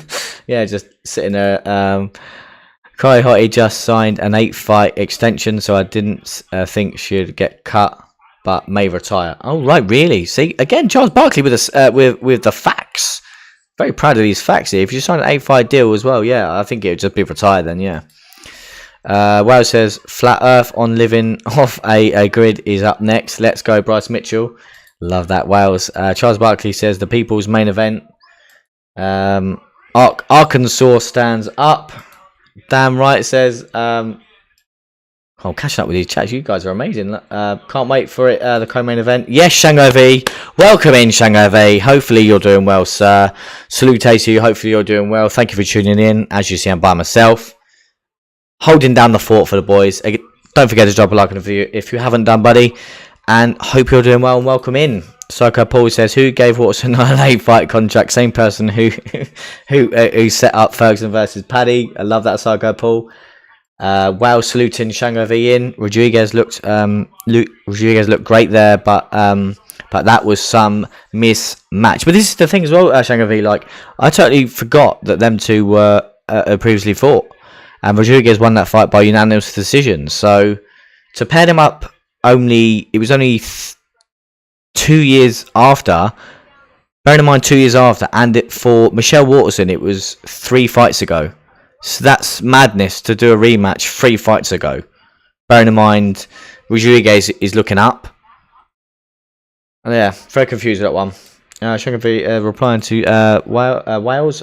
Charles Barkley says, Psycho, I think they give these long contracts to older fighters, not so they fight out the contracts, but so they won't fight out the contract. Yes, very smart.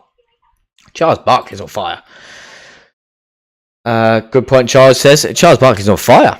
Your favourite blog here says, Joe Pfeiffer in the co-main in 2 weeks. Can't wait for that one. Oh, I didn't see the card. I missed it. I was looking at the chats. I did see the Bobby Green is main event of a fight night. That is peculiar.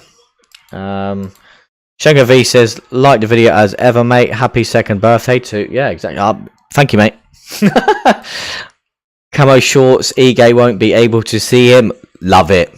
Mate, Wales, you're on fire as well. You're on fire. Love that. That's quality. I like his shorts though. They are good, aren't they? They are good. I do like them camo shorts. They are amusing. Unreal. But yeah, that was very hard to kind of determine who is next for Rodriguez. Everyone above her is paired up, and she has lost to quite a few above her. So yeah. Bleak times in that division at the moment, just because everyone's matched up, and yeah, like we said, we've got a co-main event now. Who we got? Arkansas stand up. Who going for Bryce Mitchell? Like I was saying, I can't wait to break this fight down, because earlier when I started, I was saying about the striker of Dan Ige versus the grappler of Bryce Mitchell. We've kind of seen this fight before. That there's a blueprint to this fight, and it was Dan Ige versus Evelev, and Evelev with the takedowns and controlling Dan Ige. Is Bryce Mitchell going to do that? Because we all know Bryce Mitchell likes to put a pace on his opponents. Can he put the pace on Dan Ige, get him down, hold him down, and potentially get a submission? That's the difference, I think, between Bryce Mitchell and Evelev, because them two were meant to fight as well. The difference between Bryce and Evelev, Bryce Mitchell will have that grappling edge, but then Evelev will have the wrestling advantage. So again, little margins of the game, and it's crazy to sort of see the little margins of someone's game could be so major, and like the small margins of the grappling in this fight with Bryce Mitchell could win him this fight against Ige, just with that slight edge.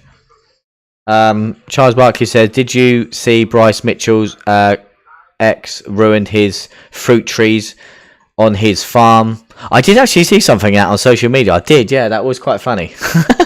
Made a whole video about it and everything. Yeah, I did see that, mate. Yeah. Psychopaul says, Charles Barkley trying to take your place, Ash, full of... Yeah, mate, honestly, you've got to shout it. I'm glad you've said that as well, because Charles Barkley is absolutely on fire with stats. You can come sit here, mate. Come on, come sit down. Come sit in a hot seat, mate. Wow, Charles, yeah, I saw that. Oh, that's quality. Bryan says, I will go against the grain. I love Bryce, but I am a die-hard Dan Ige fan. I am taking Ige on this. Charles Barkley says, right, Wales. And thanks, Psycho Paul, for the good comments. But yeah, you're on fire tonight, mate. Honestly, you guys have been amazing seeing me through this. We're at a co-main event already. And that's an odd one as well. This is obviously a fight night. And don't they usually do 6 fight main cards if it's a fight night? Obviously, last week was 5, but that was because there was a title fight on the line. Shenga V says, I've been well off the mark lately, but I'm thinking Bryce here, revenge for his trees. Mate, if he wants revenge for his trees, that, you know what I mean? Like, what kind of animal is he going to come out with? He's got the revenge for his trees. He wants the earth to be flat. You know what I mean? He's definitely... That's quality. Right, shall I break this down fight? I'll tell you what, I'm not going to break... I am not going to break down this fight. Charles Barkley, you are breaking down this fight, mate. Go. Last comment.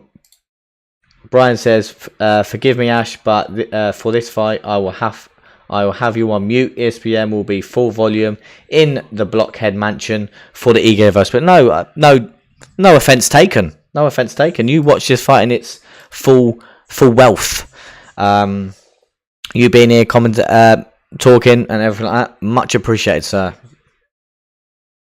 Gonna see the best version of me tonight. I got some revenge for my trees. I'm gonna go back to my farm. I'm gonna get him in a twist of submission. God, I'd say good if we had Jourdain there, he would be spot on with that one. We'll be spot on with that old Bryce Mitchell impersonation. I'm gonna go on the farm. Anyway, I tried my best. Jumping on to Dan Ige then, let's get some facts out because we love a bit of facts here at ATF, don't we? Jumping on to Dan Ige then, he's got a pro record of 17 wins with 6 losses, with 5 KOs and 5 submissions, and 6 first round finishes. And he has a UFC record of 9 wins and 5 losses. And he made his UFC debut in 2018. And he also was in the Dana White Contender Series in 2017. He is on a 2-fight win streak. And he's never been KO'd or submitted. Could that submission go against someone like Bryce Mitchell? But he is an orthodox fighter. He's a black belt in Brazilian Jiu-Jitsu, believe it or not. A brown belt in Judo. An NCAA Division 3 wrestler. Throws heavy shots but remains calculated at the same time. His lead left hook is one of his preferred weapons. You'll see him end his combinations with it. He has a tough chin and level up close, especially with those uppercuts and multiple shots to the body. Got great footwork, but but when he attacks, he tends to come out in straight lines. So, like Conor McGregor, lines. Yeah, again, I was saying about the grappling edge of Bryce Mitchell.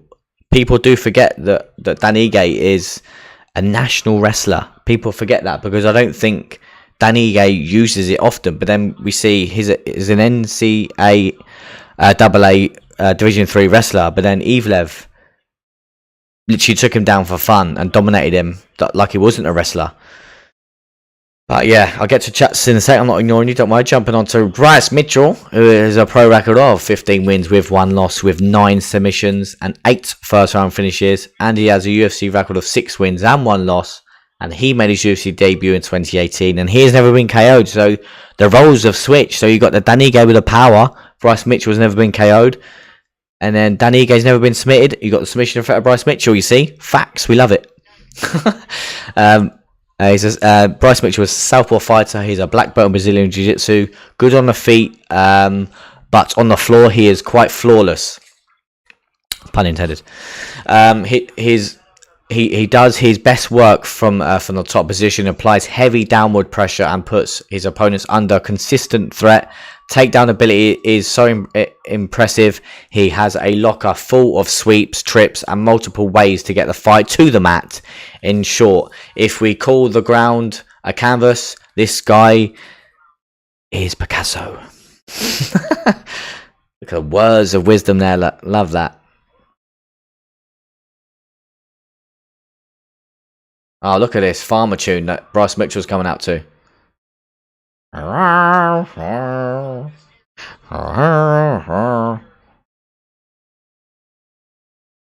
Frog nasty. Right, let's get some chats. His apologies, they're quite far down.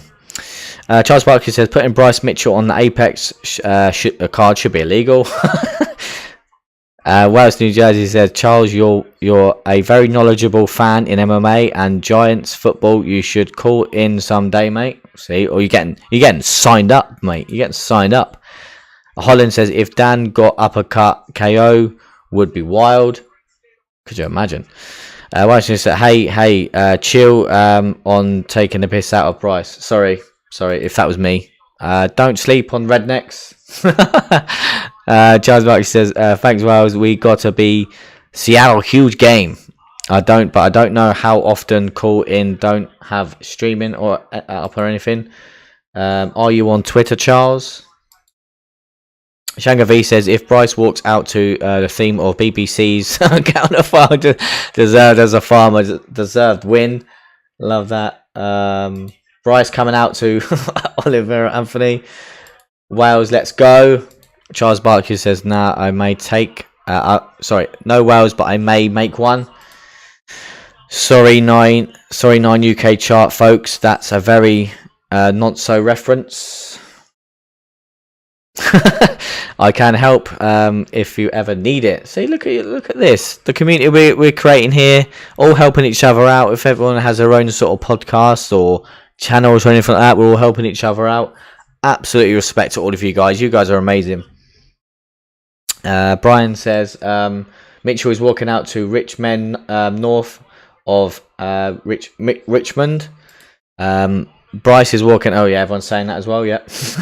Fug nasty. It's a damn shame what the world's coming to for people like me and people like you. Banging song.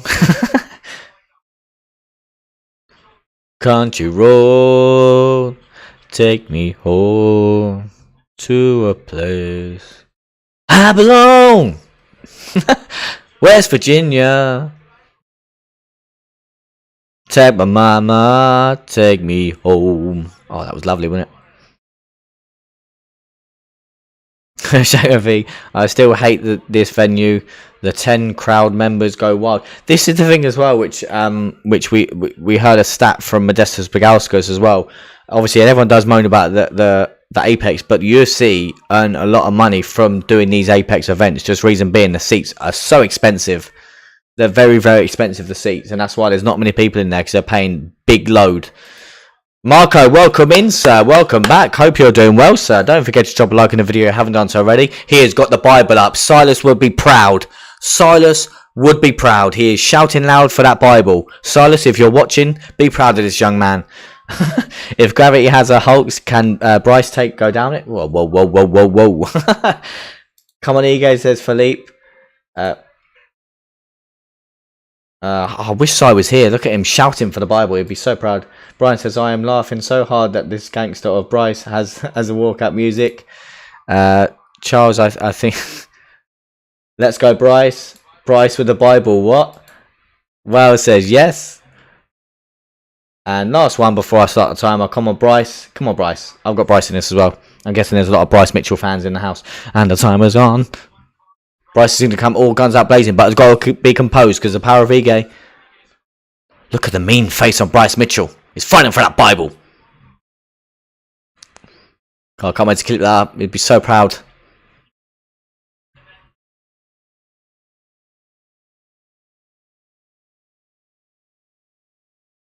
Take me home.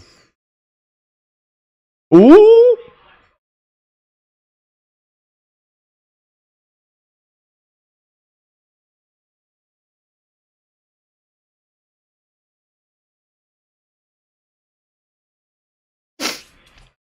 Yeah, you know what I mean? He has to win now. I'll get the comment up in a sec. He has to win now. He put the Bible on the map.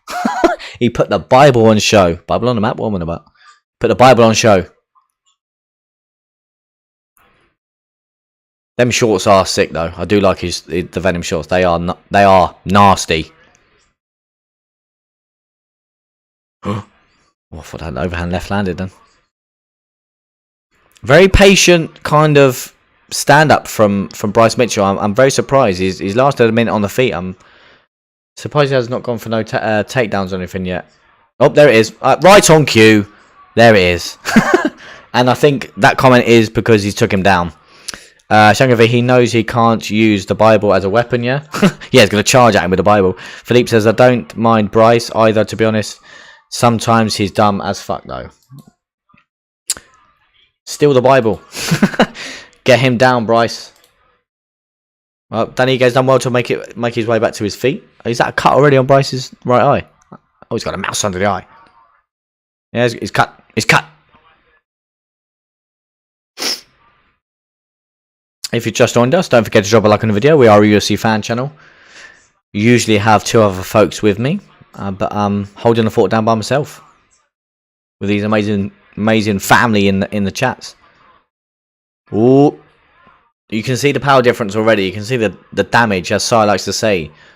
The 3 Ds: dodge, duck, dip, dive, and dodge. No, the 3 Ds of damage and dominance. Definitely, Ige's got the damage. Oh, nice trip. See what I mean in with fighting style. The trips and things that he's got in his arsenal was superb.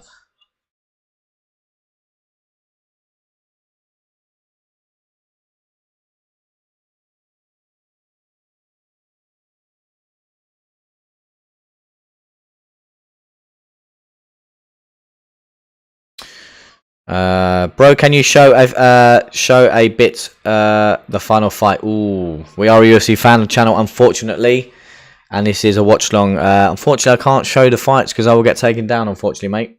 But do find a stream. If you go in the description, you'll see our Discord link. Jump in our Discord, and someone will fire you a link to watch the fights, and then you can stay here and talk with the wonderful community. But yeah, if you find a link in the description for our Discord, ask for a link in there and they'll give you one. Because that's the kind of people we are. You know what I mean? We'll hook you up. Shangavi saying duration, yes. That's the one, Shangavi. Dodge, duck, dip, dive, damage, duration. Come on, Bryce says Charles Barkley. Damage, dominance, duration. See? Yeah, see what I mean? Don't forget dodge and duck. You know what I mean?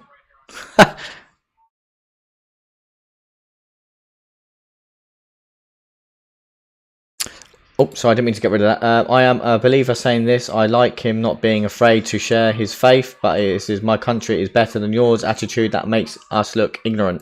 I kind of do agree with what you're saying there, mate. I do agree. Sorry, back to MMA. Good takedown, good trip there from Bryce. He's in full mount, though. This is what he wants. He's got a minute to work now for submission, and we're seeing massive explosions of energy already from Dan Ige, and actually was going to give up his back then. Not what you want against someone like Bryce Mitchell. Early as well.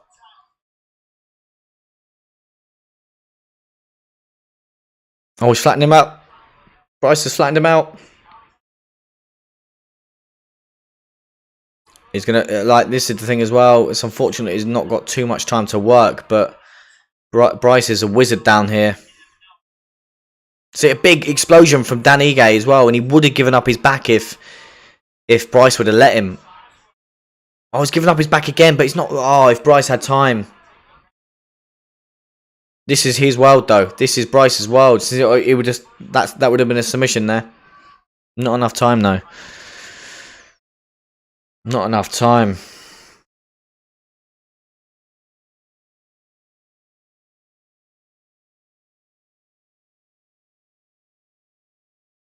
I'll hook you up with one.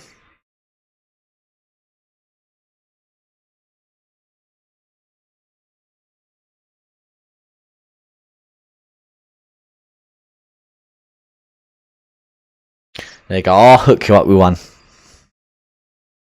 Charles Barkley says Ige has the monster sponsorship. I think they sponsor 24 UFC fighters now. Oh, sorry, didn't mean to do that. Yes, indeed, on Google. Diving, dog food, and dual care. I like it. So let's name different Ds. No, it's just a bit of a. Oh, okay, sorry. Of nationalism, which is good, which is a good thing. Every country needs a bit of that. I do agree. See, Charles Barkley. Close round, giving the Bryce to round one. Yeah, I'm gonna give. Yeah, I'll give Bryce to round one as well, just purely because of that end scenario there, being in full mount. But again, that's gonna give Bryce a whole load of confidence now that he can get him down and hold him down. We're just waiting for it now, waiting for that takedown. Ige just needs to get a bit of confidence and stuff a takedown and make him pay for it. Oh, good onslaught from Ige. Bryce didn't like it. I think he's closing his eyes. I think he... Pedigree. He's going for a pedigree. Oh, his hands are together. Uh-oh. Good elbows from Ige, though.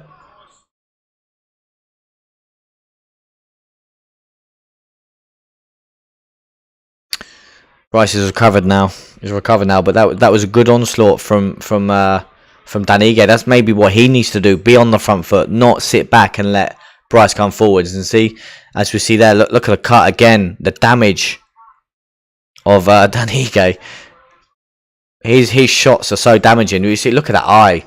He looks like Thor with no eye. Oh, good body kick from Bryce. Bryce's face is a mess.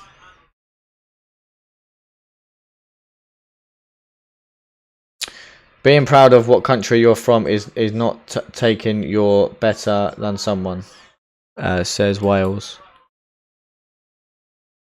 Which I do agree with that as well. Agreed, Bryce, just first round. Big bleed in the eye, says Shango V. They're taking a look of it as well. Guess it just depends on Bryce's intent. I will give you all that. Shango V says he couldn't see anything. Them shots were coming that side. Oh my god, his eye is ridiculous.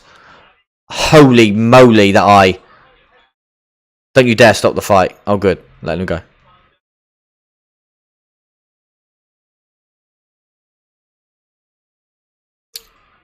Here comes that. Oh, see, there we go. Stuffed one, and now he's on top. I'm just going to get the timer ready for 2:30. I do have a 2:30 timer. I'm going to get the 2:30 timer ready.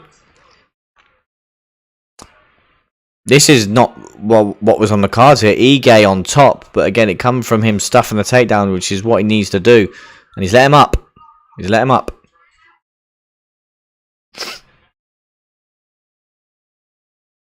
Bryce's face is a mess. But this is what Ige needs to do now. Charge forward. Put that pressure on. It's not like Bryce has knockout power. Why not? Why not charge forward? Like he did earlier. And he landed, didn't he? So, why not charge forward?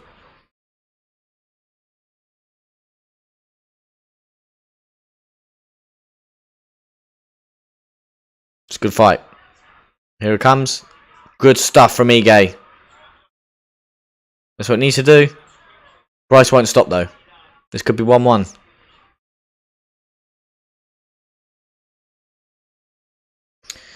He's fine, fight, says Wales. Exactly. Ooh.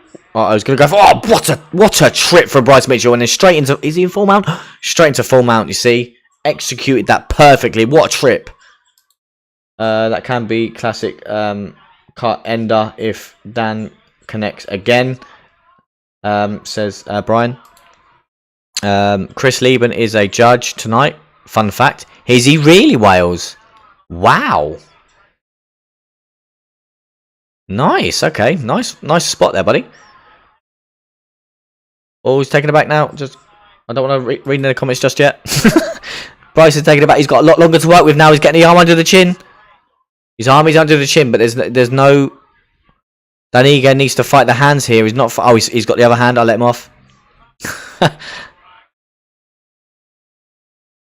He's in this position with a little bit more time left than the end of the first round. He's trying to sink in the other hook to probably lean back with this here. He's gonna get the other hook in now because Dan Ige's pushed him off against the cage. Why did he do that? Now he's got the hooks are in now. Oh, he's put his thumb up. Oh, he's going to switch to arm. Is he going to switch to armbar? This is the thing now. He can do it from here. Switch to armbar or disguise it so he can go for the neck. He's flattened him out here. Oh, he's going for an arm. Head and arm. Head and arm, and he's in full mount with this head and arm. 30 seconds to go. Look at Dan Ige trying to defend it. Head and arm choke. Full mount, though. Is the pressure enough?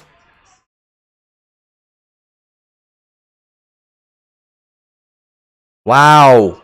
Do you reckon he stole this round, guys? Let me know. I'll get some chats in a sec. Do you reckon Bryce Mitchell stole this round with just this? He's let go of it because he knew we weren't going to get it.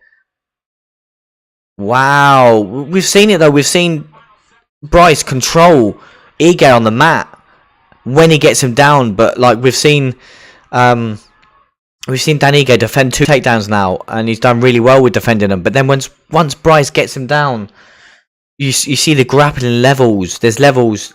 Like Bryce's levels above, you can see. Charles Barkley says Ego should be throwing that left non-stop. I don't know if Bryce can see out of it.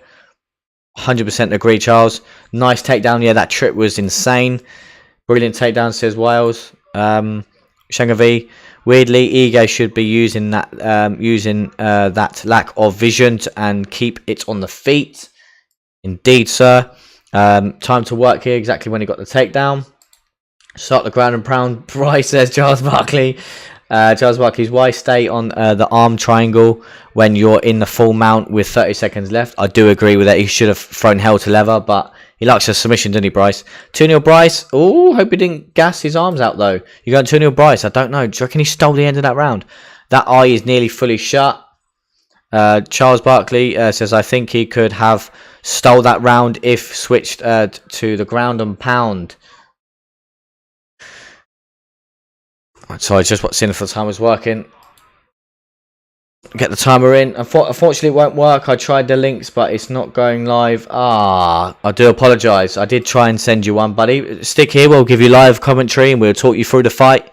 Bit of play-by-play for you. So obviously, we're in the third round here. Bryce Mitchell pressuring Danny up against the cage. Trying to go for this trip again. He's going to try and get the trip. He gets the trip. Takes him down. He's going to take it back early. Take it back early. Oh, he's so slick. Don't grab that fence. Don't forget to drop a like on the video if you haven't done so already. And you are new, so don't forget to subscribe. We are a UFC fan channel. We do weekly watch-alongs for every UFC event. Do breakdown shows and everything like that. Danigo's done really well here, but is he trying to go for a Kimura here from the bottom? No, he's let go of it.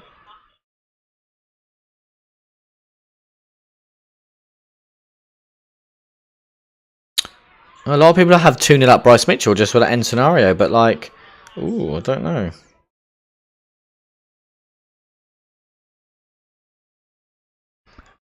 Wow, I thought that Danigo was on top here, but now Bryce has just switched it up. He keeps switching in for armbar to rear naked choke. The hooks are in, and we've got a lot of time to work in this round. Don't get too excited with Bryce Mitchell finish. Stay calm, guys. Oh, no. Yeah, oh, this could be it now. This is not good for Danige. We have over 3 minutes left in this round for Bryce to get a submission. Wales says Bryce has elite BJJ. You don't have to say it twice, mate. You can see it. And it's as well, like, with a lot of fighters that have great, like Mackenzie Jourdain, for example, great jiu-jitsu, but just doesn't have the wrestling or the trips to get the fight to the mat. And you've got someone like Bryce that he doesn't have the best wrestling, but once he gets a hold of you, he has great trips and different ways of getting you to the mat, which we're seeing. Again, this is what we're saying about there's levels to this game, and Bryce is showing it. Like, Danige's a national wrestler, and Bryce is taking him down several times now. Not from a single leg or a double leg, but from trips up against the cage. Takes the fight to the cage. Gets his trip. Can't deny that. He's in a dominant position here. Another D. Oh, he's going to get out. Is he going to get out? Oh, he's in full mount though. Oh, what a transition. Wow. Bryce Mitchell was wise to that and he's now ended up in full mount. He's got his leg trapped as well. Oh, that's his leg. Oh, he's back to his feet. Good defense from Danige there. Here comes another trip, guys. Look how low his base is to stop this from happening. As Thanos says, it's inevitable, mate. You're going for a ride. It's inevitable. Just ragdolling him. Shangavi says, if Ige doesn't get this turned around, he loses the fight on points. Mitch has both rounds. Charles Barkley says, Chris on try stink mace. Oh, there you go. See, look at that. See, he's going for a ride. I told you it was inevitable. Well, I don't know about the second round. I'm not a judge, but at the moment, Bryce has won round 1 and winning round 3 for me. And Bryce Mitchell looks a little bit tired here. But I think he's just using this Kimura as a way of getting back to his feet or a way of trying to get out of this position here, because I don't think he's got the energy to get back to his feet, so he's just using a submission threat.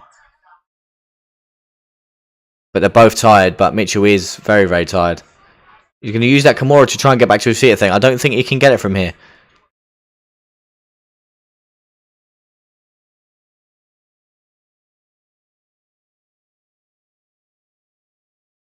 We've got Danige. Oh, he's let go of Kimura? Or has he still got? He's still got the grip there for the Kimura, Bryce Mitchell. But Danige here in a better position that he was earlier in this round.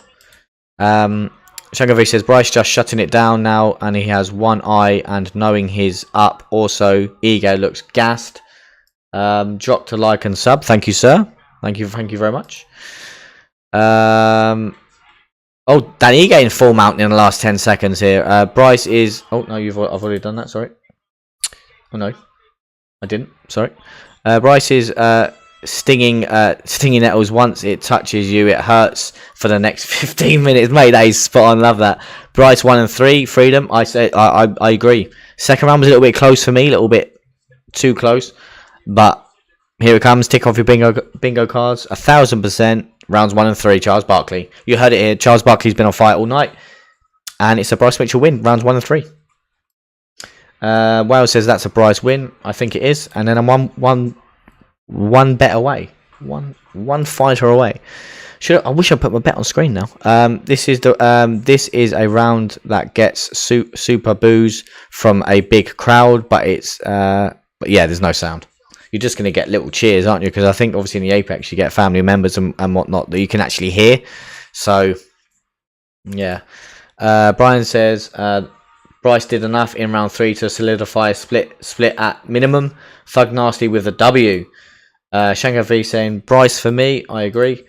Man, I'm hoping for a submission by Gamrot. I believe he is insane. Brazilian Jiu-Jitsu and wrestling. Mate, when we break down this fight in a minute, again, Styles make fights, and the submission threat from Gamrot could be key. We just saw the submission threat of Bryce Mitchell in this fight, so yeah, interesting. We'll get to the breakdown for the main event in a second. Wow says looking forward to this post-fight interview from Bryce. Yes, revenge for my trees.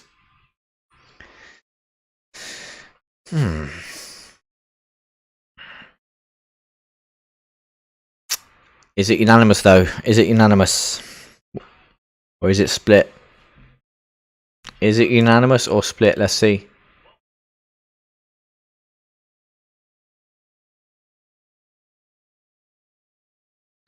Unanimous.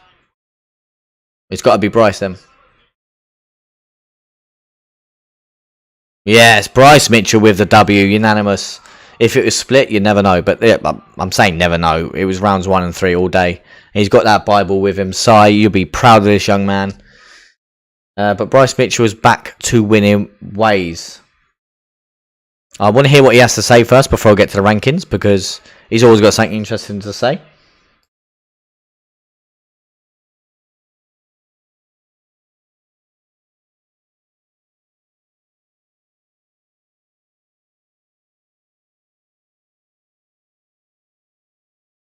He said that Danige is the hardest hitter he's fought. Mate, Ilya Taboria, mate.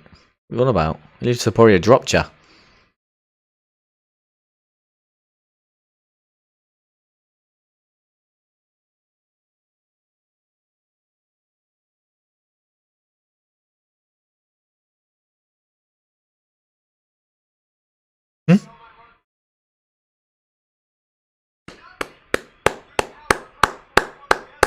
Bryce is donating 5,000 to the Hawaiian people.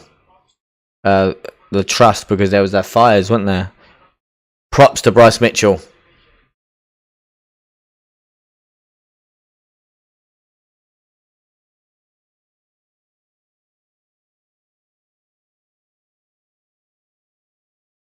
Wow.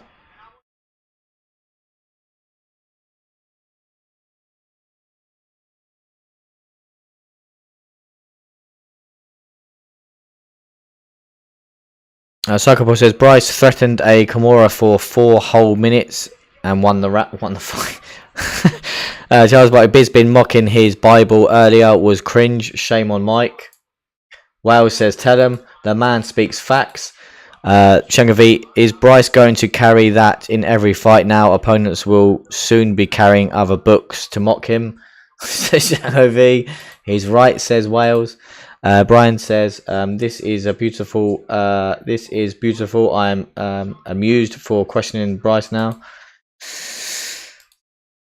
Oh, we've got Kamaru Usman in the house.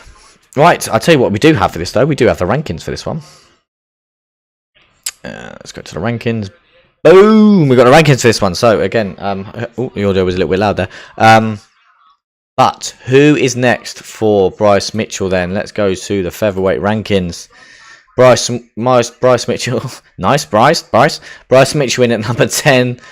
The only option for him, really, is the fight they've been wanting to make for ages is Evlev. And that fight needs to happen, I think, technically, and such an interesting fight. Or he could potentially fight Giga Chikadze, maybe, because if they don't want to book the Evlev fight. So Bryce Mitchell versus Giga Chikadze, that could be an interesting one if they don't want to go for the Evlev fight. Reason being, Giga, we all know how good of a striker he is and technical striker. We've seen Bryce try and fight these technical strikers before. And he's once he gets a hold of you, he's relentless with it. We saw against him against another striker in Dan Ige there. Just once he gets a hold of you and gets you down, you're in his world. And we saw that Bryce Mitchell's grappling was levels above. And could it be levels above if he does fight someone like Giga Chikadze? But the threat that Giga will pose is if he can defend these takedowns and make him pay for it, which Dan Ige did at times. But we've got to give props to Bryce Mitchell to survive in the onslaught that Dan Ige had. And Dan Ige didn't fully capitalise on their moments. And he did hurt Bryce, but didn't go full throttle with it. But can Giga land that Giga kick against someone like Bryce Mitchell? Potentially. But it just all depends how early Bryce Mitchell shoots for that takedown. And has he ever been submitted before? He has, but he's lost once by submission. Giga Chikadze, that is. So again, it's another striker versus grappler if the UFC wanted to go for that option. But then you've got a grappler versus a grappler where you and the fight that they've wanted to make several times now in Bryce Mitchell versus Evlev. That fight stylistically is an absolute masterpiece.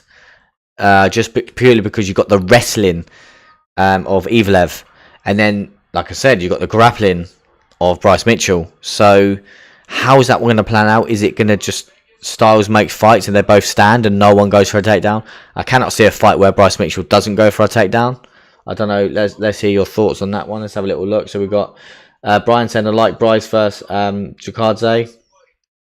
Shangavi says Bryce has a knackered eye all fight, so I think it may be maybe more has shown before. Or Emmett maybe, says Charles Barkley. Where is Josh Emmett's in at number 6? Again, it all depends how they want to play it, because where's Dan Ige? That was Bryce Mitchell's got the right to move up now because he defended his ranking. Dan Ige was in at number 12. Obviously, Bryce Mitchell defended his ranking in at number 10. So now Bryce Mitchell, you could even go for that fight. You could even ask for someone like Kelvin Cater. It's not too far, and it's not, like you said as well, Josh Emmett. They're not too far in the rankings. And I think potentially he could call for that Josh Emmett fight. You could be spot on there, Charles, just purely because that gets him to where he wants to be in the division. But just coming off one win, does he deserve to fight someone like Josh Emmett? But we've seen bigger leaps and we've seen bigger jumps in different divisions where someone in at 12 is fighting number 3. Like, obviously, look at Sean O'Malley, for instance. Obviously, all the way down the rankings fighting, obviously, Jan. But stylistically, if I wanted to see a fight, it would be Bryce versus Evlev. Just stylistically, that fight is just relentless. It'd be ridiculous as well. But if you're Bryce and you're looking at these rankings and you're looking at your style, then anyone from Giga, Cater, or Emmett, you wouldn't be fighting any of them 3 just purely because they're strikers. The one that stands out the most would be Kelvin Cater, just because he's got a little bit of wrestling background, but that's the one there that could get him leaps and bounds in this division, beating someone like Kelvin Cater, and I wouldn't put it past the UFC booking that fight. You never know. Obviously, Cater's coming off that loss to Arnold Allen, which was an unfortunate injury. But yeah, I'm not sure, because obviously Kelvin Cater's already fought Giga, so they can't do that. Kelvin Cater's already fought Josh Emmett, and Josh Emmett beat him. Do they do Giga versus Josh Emmett, and then maybe Bryce versus Kelvin Cater? But I think that what they should do is just rebook Bryce versus Evlev. Just because it just makes sense, doesn't it, really? But anyway, it takes back. I'll get some comments. Quick couple of comments. Apologies if I've missed any. Let's have a little look. Oh, blooming hell. Holland says, man, Bisping did Dan Wild. Dan seemed like he wanted to say something. Shangavi says, I've beaten my dip in predictions at last. Well, hey, oh, time is still going. Don't know why that's going. Wow says, man, that was good. I'm pumped. Praise yous. Amen, says Charles Barkley. And Mitchell versus Giga, says Charles. You've spoken, so that fight's going to happen. Bryan says, I like that. Ricardo one I mentioned a minute ago, or Emmett. Hey, I got it. I really appreciate it, man. Whoever wrote on the site. No, we hook you up, mate. This is what we do. We're a community where we'll all help each other out. We'll all support each other, and it's the best place to be if you're a fan of the UFC. Boom. Shangavi says, great shouts from both Charles and Blockhead, and Charles Barkley with a shout out that Charles Barkley was the one that gave you it, buddy. Give him Cater, says Wales. Again, it's a great fight. Let's get rid of them. Psycho Paul says, Gamrot going to introduce Fiziev to a takedown city, then make Gamrot on Makhachev style wise. Be a banger. Ooh, it's a point. It's a point. But let's get to that. And let's get that up. So let's get into the main event breakdown then, shall we? Let's jump on to Mateusz Gamrot then, who has got a pro record of 22 wins with 2 losses, with 7 KOs and 5 submissions and 3 first round finishes. And he has a UFC record of 5 wins and 2 losses, and he made his UFC debut in 2020. He's never been KO'd or submitted, and he also has the fastest Kimura submission in UFC history, which is 65 seconds. So he does have that submission threat, which is a chat we mentioned a minute ago. Fighting style wise for Mateusz Gamrot, he's a southpaw fighter, he's a black belt in Brazilian Jiu-Jitsu, he's very, very well rounded. He's got Polish power in his strikes, often feints the leg kick and then follows up with punches to the head to catch his opponents off guard. Will shoot for the ankle and then move to a high crotch as he chains his takedown entries.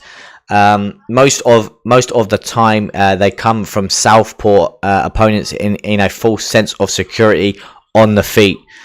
He's a very top heavy grappler. He'll put pressure on you before setting up the submission attempts.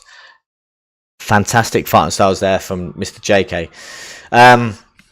Jumping on to Rafael Fiziev then, who's got a pro record of 15 wins with 1 loss, with 9 submissions and 8 first round finishes, and he has a UFC record of 6 wins and 1 loss, and he made his UFC debut in 2018. He's never been KO'd, and his fighting style, he is an orthodox fighter. He's a blue belt in Brazilian Jiu-Jitsu, often uses a lot of lateral movement early before entering into range with his attacks. He loves to slip and rip with the counter, especially with that left hook of his. He dips his head to the side so he can generate a lot of power with it also. He throws dangerous kicks loaded with loads of torque to the body and the legs. We love that them leg kicks that the Fiziev throws. He's a pressure fighter and he's not afraid to get in your face, unload a lot of combinations, and then slide out of range. So we've seen that against Mark Jacase as well. Just that matrix moves that he does before. He's so very agile on his feet as well. Lethal with his extended combination, putting body kicks and hands together beautifully. Absolutely masterful points there. We love a bit of facts here at ATF, don't we, chat? Don't we? Right, let's jump. Speaking of chat, let's jump over to you. Let's have a little look at what we got. Let's jump on over. Right, so we've got Charles Barkley. When Gamrot was roided up in KSW, he was a beast. Shangavi says, so folks, we have some amazing events announced this week. Mate, literally at the start of the stream, I was just mentioning a couple of fights that have been announced. I wanted to do a live show just to sort of talk everyone that will tune in, you guys, talk you through them fights that have been announced. Obviously, Yuri versus Alex Pereira, absolute barn burner of a fight. Then finally, John Jones versus Miocic. Then you've got Pantoja versus Royville. Unbelievable fights that have been announced. I can't wait to sort of get into December. I don't want to wish the months away, but December is going to be an amazing month for fights, and I cannot wait. Let's have it. Says Wales, New Jersey. Gamrot is my guy. Lovely. Obviously, I'm guessing you're going for him to win. Fizev's got a fresh trim. Got a skinhead now. If he can take his punches and get him down, it's GG's. 100%, mate. If Gamrot can, but that's the thing, buddy, which we're going to get. I'll get into now, might as well, as you mentioned it. That's what I was going to sort of determine the differences between these two fighters would be. Fiziev, I think he's been taken down a few times, not that many times, because he's got great takedown defense, or if he has been taken down, he pops straight back up. It reminds me of Jose Aldo at featherweight. So Jose Aldo, if he ever got took down, he would bounce straight back to his feet, and I think Fizev's going to be like that. But when he does bounce straight back to his feet, he just needs to be cautious of any limbs or any chins exposed, because Mateusz Gamrot will wrap them up. And we know how good of a submission threat Gamrot is, so that's what he needs to be aware. That's what Fiziev needs to be aware of, is just being aware of the submission threat. Charles Barkley said October through December has some great fights. Yeah, I'm like, there's me talking about December. We've got October and we've got Islam versus Charles Oliveira again, so can't wait for that. Yeah, speaking of it, praying Charles gets it done. I think his greatest lightweight ever if he wins. His resume is solid. He definitely does have the best resume in the lightweight division. You're spot on there, Charles. Spot on. Warrior's in his corner. I'm guessing that's for Gamrot, buddy. Shangavi says, agreed. Charles, loads of fights getting added every day. And just to add as well there, that Shangavi's comments there, everyone, that Shangavi is going Abu Dhabi for that fight, aren't you, Shangavi? You are going to the next pay-per-view. And I am so buzzing for you. I hope you have an absolutely amazing time as well. Yeah, you're going to the event, so hopefully you have an amazing time there, mate. I just need Fiziev to win my bet, guys. Fiziev to win. Sorry if you've gone for Gamrot.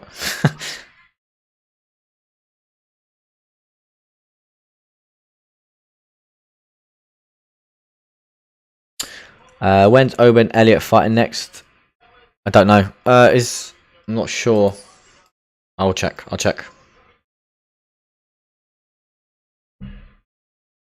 Wales says, I got Fiziev in this one too. Shankavi, I was there in Abu Dhabi for the last year and again this year. So yeah, props to you, buddy, for obviously making that trip to Abu Dhabi. But yeah, hopefully you have an amazing time, mate. Can you take me in your suitcase, please? I won't be no trouble. Alright, I won't be no trouble. Just put me in. Wrap me up in your suitcase and we'll represent the ATF crew. Charles Barkley with a bold claim here, saying Fiziev round 4 TKO. Ooh.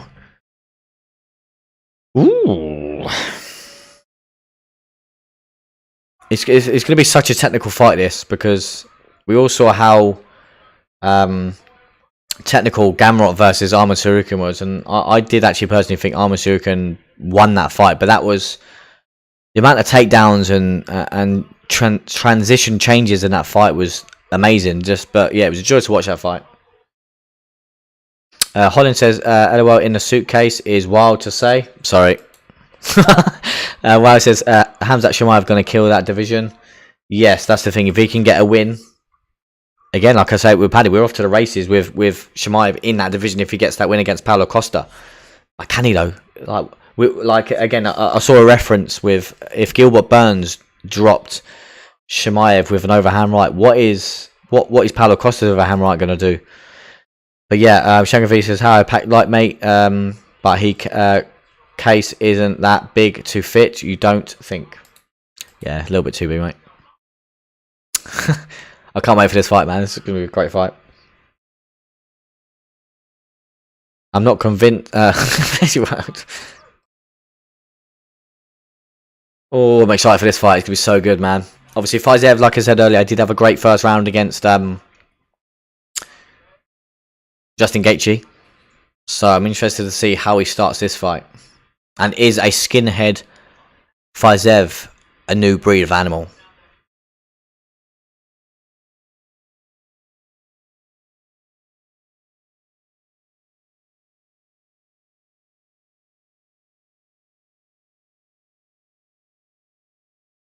Oh, my stream just lagged.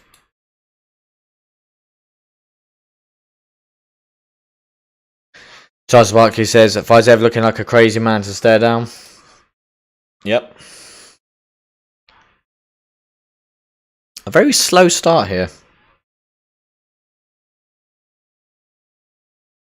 There's that power leg kick, but just missed.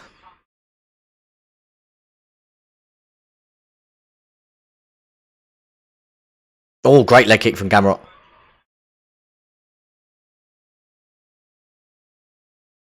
Yes, Rafael, welcome back, mate. Hope you're doing well. Hope you're doing well, buddy. Shenga V says, did you see Chimaev now fights under the UAE flag, not Sweden anymore? Yeah, we pointed that out to Angus because Angus has always tried to claim Chimaev as Swedish. So I'm kind of glad they've done that. So he stops trying to claim Chimaev. He loves some tax-free living, huh? That's quality. Ooh, big overhand left there from Gamrot.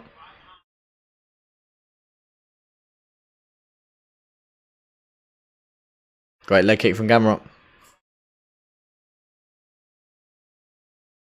I'll refresh my app in a minute so I don't get no lag. Then body shots there from Fiziev. Great combinations. Gets his combinations and is out of there, like we say in fighting style.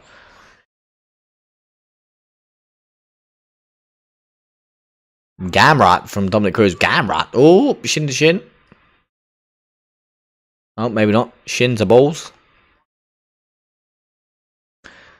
Philippe. Oh, I forgot. Yes, you're the main man. You're the main man. I'm sorry. You're the main man. Whoa, everyone right? Did that land? You're the main man, Philippe. We don't like Chimaev no more. There's that takedown defense of Gamrot as well. I'm ahead of you. Going to pause to sync. Oh, I'm ahead. Oh, let me refresh mine. Hopefully it gets out the first round. I'll refresh, and you won't need to. See, look at that, Shangavi. You're a legend. You're a legend, mate. Trying to yeah. Hopefully, if it makes it out of this round, I will refresh mine. I don't want to refresh and something happen.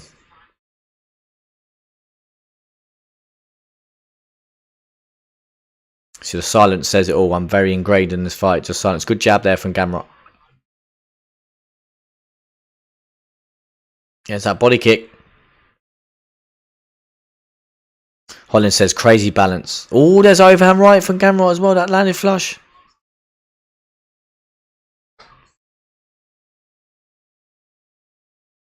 Oh, that's massive. Massive seconds ahead. Okay. I was just saying crazy balance and you are 20. Okay. Yeah, mine keeps jolting at the moment, but I will chat. Hopefully, if it makes it the first. Oh, good rip to the body there from Fiziev. Fiziev. Yeah, if you're not forgot, we met Fiziev when he was in UFC London. He looked like a zombie though, because he was cutting weight. Looked like an absolute zombie. Great guy though. Very nice guy.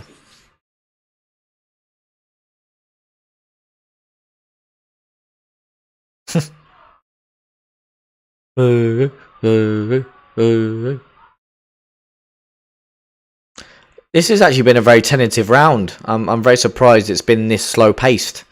Fiziev starts quick anyway, but they're both maybe just feeling it out. It's a 5-round fight, isn't it? So they're just feeling each other out. Get this first round out of the way. Get the cobwebs off, and get going in a second. Oh, great leg kick from Fiziev.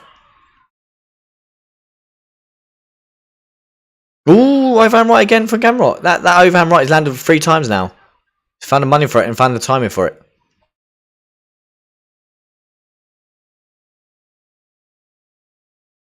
Oh, look at the balance. Oh my goodness. Wow, the balance from Fiziev. The takedown defense. Wow, the sprawls. Woo! Wow. Yeah, that's true. Obviously, just naturally it will, won't it? Yeah, you're right. I'm going to refresh mine anyway, just... Right, I need to get rid of that. I don't need that anymore. And refresh. Refresh.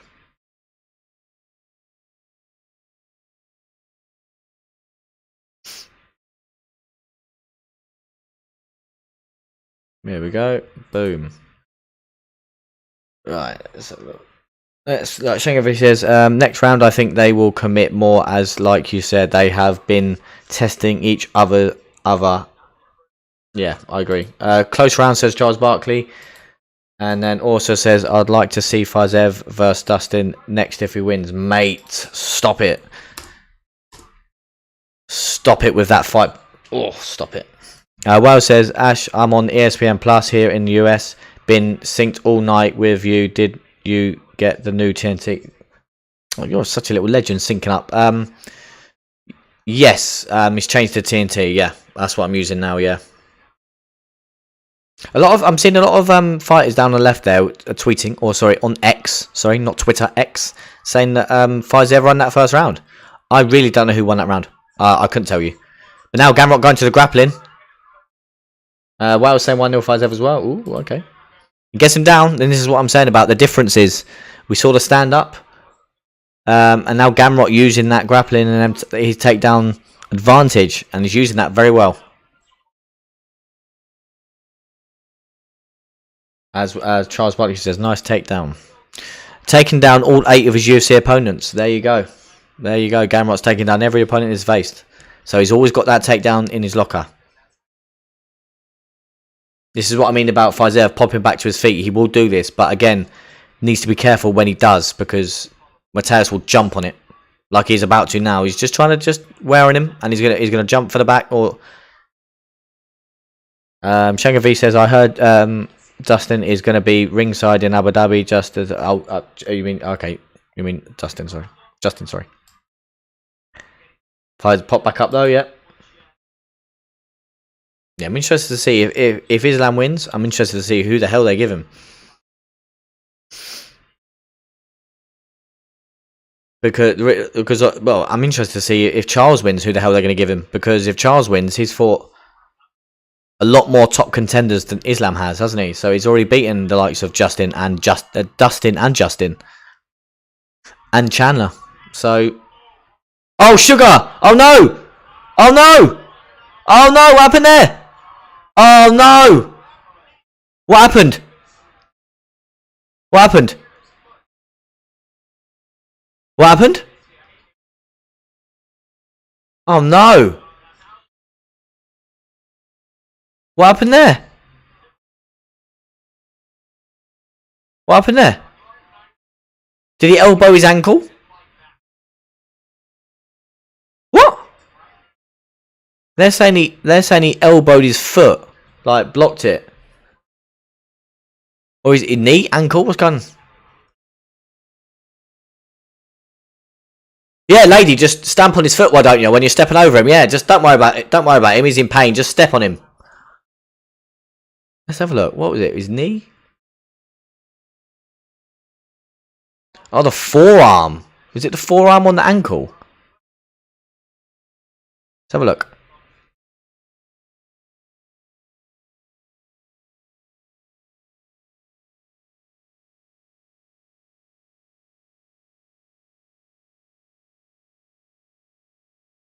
Is it his foot? I was looking at his knee. I thought it was his foot. Damn, how's that fight ended like that, man? Oh, Christ. How is that fight ended like that? I don't believe it. Obviously, the chat's going mental. I don't believe that. Obviously, it could have been... I don't know what it was. Stepped wrong, shin. Oh. They were just getting going as well. Well, Tom Aspinall, yeah, Tom Aspinall flashbacks. Stop it.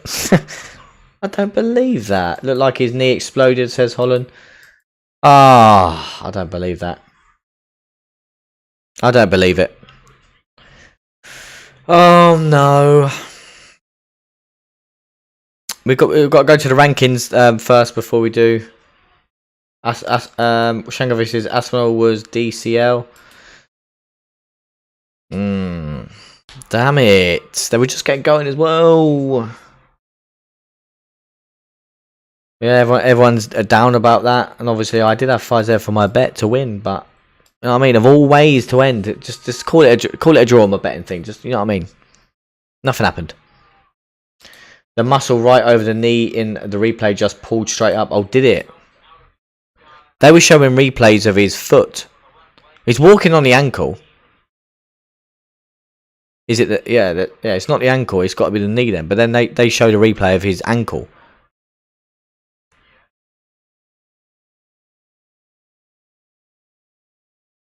Oh, they're saying it's his left leg. Oh, they're saying his left. Oh, I'm so confused. Oh yeah. You see, it's the left knee pops. Oh dear, it's the left knee. Yeah. See, he throws so much torque in his kicks. He stepped with so much ferocity that try to go for a power leg kick like he does, and obviously the knee's popped. Oh no. Oh, shame. What a shame. Gamrot did show a good performance, but it sucks that it's how it. Yeah, it sucks it ended like that. But like you said, mate, he had a good first round. We did doing really well in that second round. They were just both fighters were getting going. We saw a little bit of grappling from Gamrot to take Fiziev down and hold him for a little bit longer than I thought. It wasn't the leg he kicked. It was the standing leg. Yeah, you're right. Yeah, it was the standing knee that popped. Yeah, because he planted it to throw the kick. And obviously, as soon as he planted it, he overstretched. And yeah. Man, knee injury in the career changer. Yeah, exactly. You're spot on there, Holland. It's a career damaging injury just because of how sort of these fighters wind up with their legs and the movement. He might not be the same fighter when he comes back.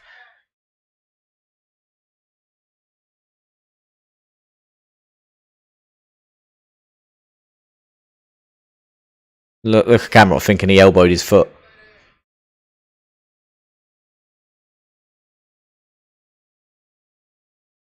Yeah, you know what I mean? A win's a win, the game's a game.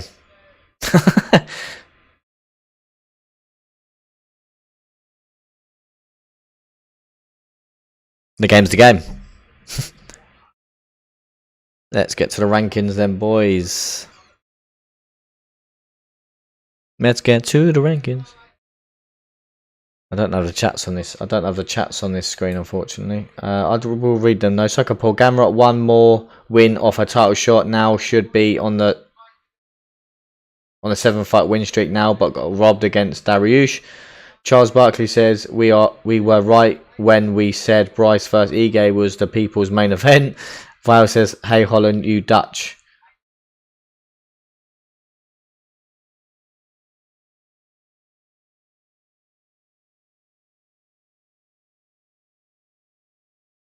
Right. Obviously an unfortunate turn of events, but Gamrot with the actual win here. Who is next for Mateusz Gamrot in at number 7? He's already lost to Dariush. So does he fight Justin Gaethje or Dustin Poirier? Do you reckon that fight with Mateusz Gamrot will get Dustin Poirier out of bed? Because we all know that Dustin Poirier likes to take big fights. So but the only one out of Justin Poirier. Oh yeah, no, he's got that fight's got to happen. I totally forgot about Justin Gaethje knocking out Poirier. So I think I just hear him.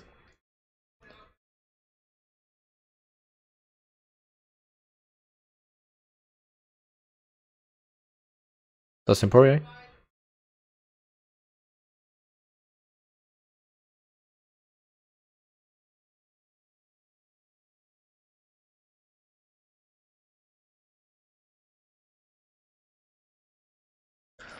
You're calling Charles Oliveira. He's fighting for the belt, but again, if he loses, that fight could materialise. But I think this is the thing for me. If Dustin Poirier is serious, because I saw some tweets out earlier, not earlier, just like earlier in the week, just about someone saying, is Dustin Poirier done, or for like a one more title run, and he said he's not done yet. But this is the thing, like, he likes big fights, but what big fight in this top sort of 6 would be big enough for Poirier to take? The only fight I can see him taking would be if Charles Oliveira beats Islam, and then you get Islam versus Poirier or Islam versus Gaethje. But again, these are lots of things that need to materialise. But if you're looking at a fight, I think Gamrot versus Poirier would make a lot of sense. Just purely because you've got Dariush there that's already beaten Gamrot.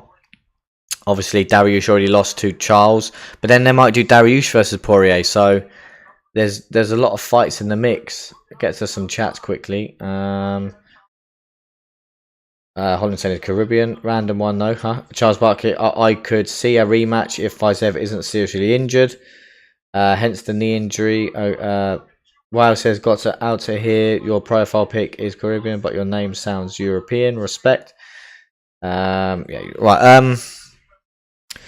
Who are we going to give Fiziev? This is Gamrot. This is the thing. That there's Justin Gaethje. Surely, if Islam wins again, then Justin Gaethje being on a 2-fight win streak and knocking out Dustin Poirier has got to be a feather on his cap to actually go on and fight Islam. I know we've seen that before, but this is the thing. Like, Makhachev may fight Alexander Volkanovski again. That rematch could be in play. So then there's lots of matchups in his division that could make sense. Gamrot is going to go into number 6. Obviously, Chandler is fighting Conor, but it's not official yet. But that's going to happen. So who does Gamrot fight? Does he fight Justin Gaethje? This is the thing. Do they say to Justin Gaethje, right? You got to defend your ranking now at number 2. You fight Gamrot. You're there for the belt.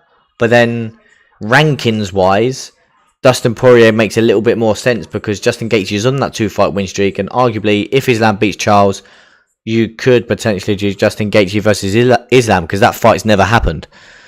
So again, if you do, if you do get Mateusz Gamrot versus Dustin Poirier, then you're gonna see a striker versus a grappler, and we've seen that scenario before when Dustin Poirier fought Charles Oliveira, and we saw how that fight planned out. We saw the grappling edge that Charles Oliveira had, and we saw him wrapping up the submission. So can Mateusz Gamrot potentially submit Dustin Poirier?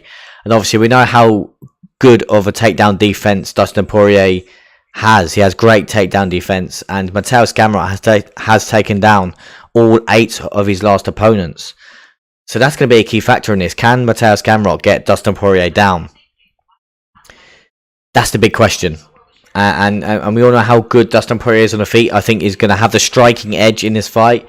Great boxing.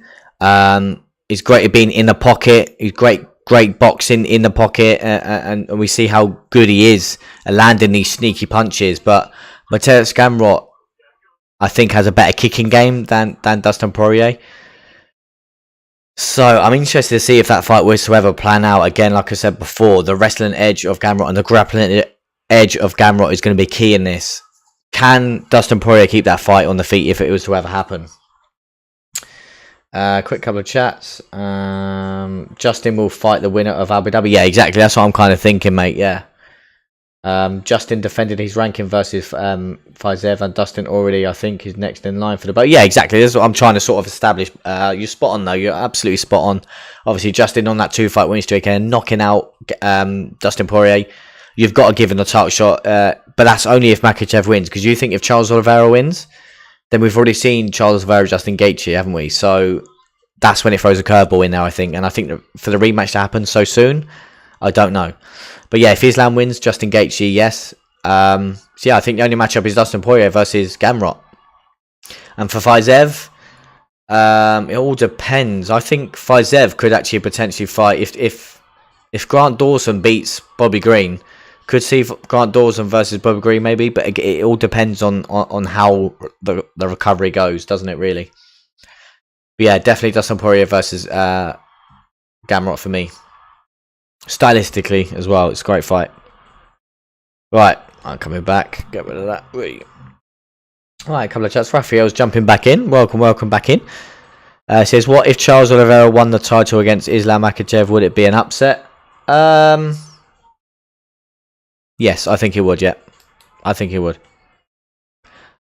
Just because of how Islam beat him the first time, I think it would be. Yeah, Charles Barkley, that's true. I don't think they will do Charles Justin rematch. Yeah, and this is what I'm saying about it.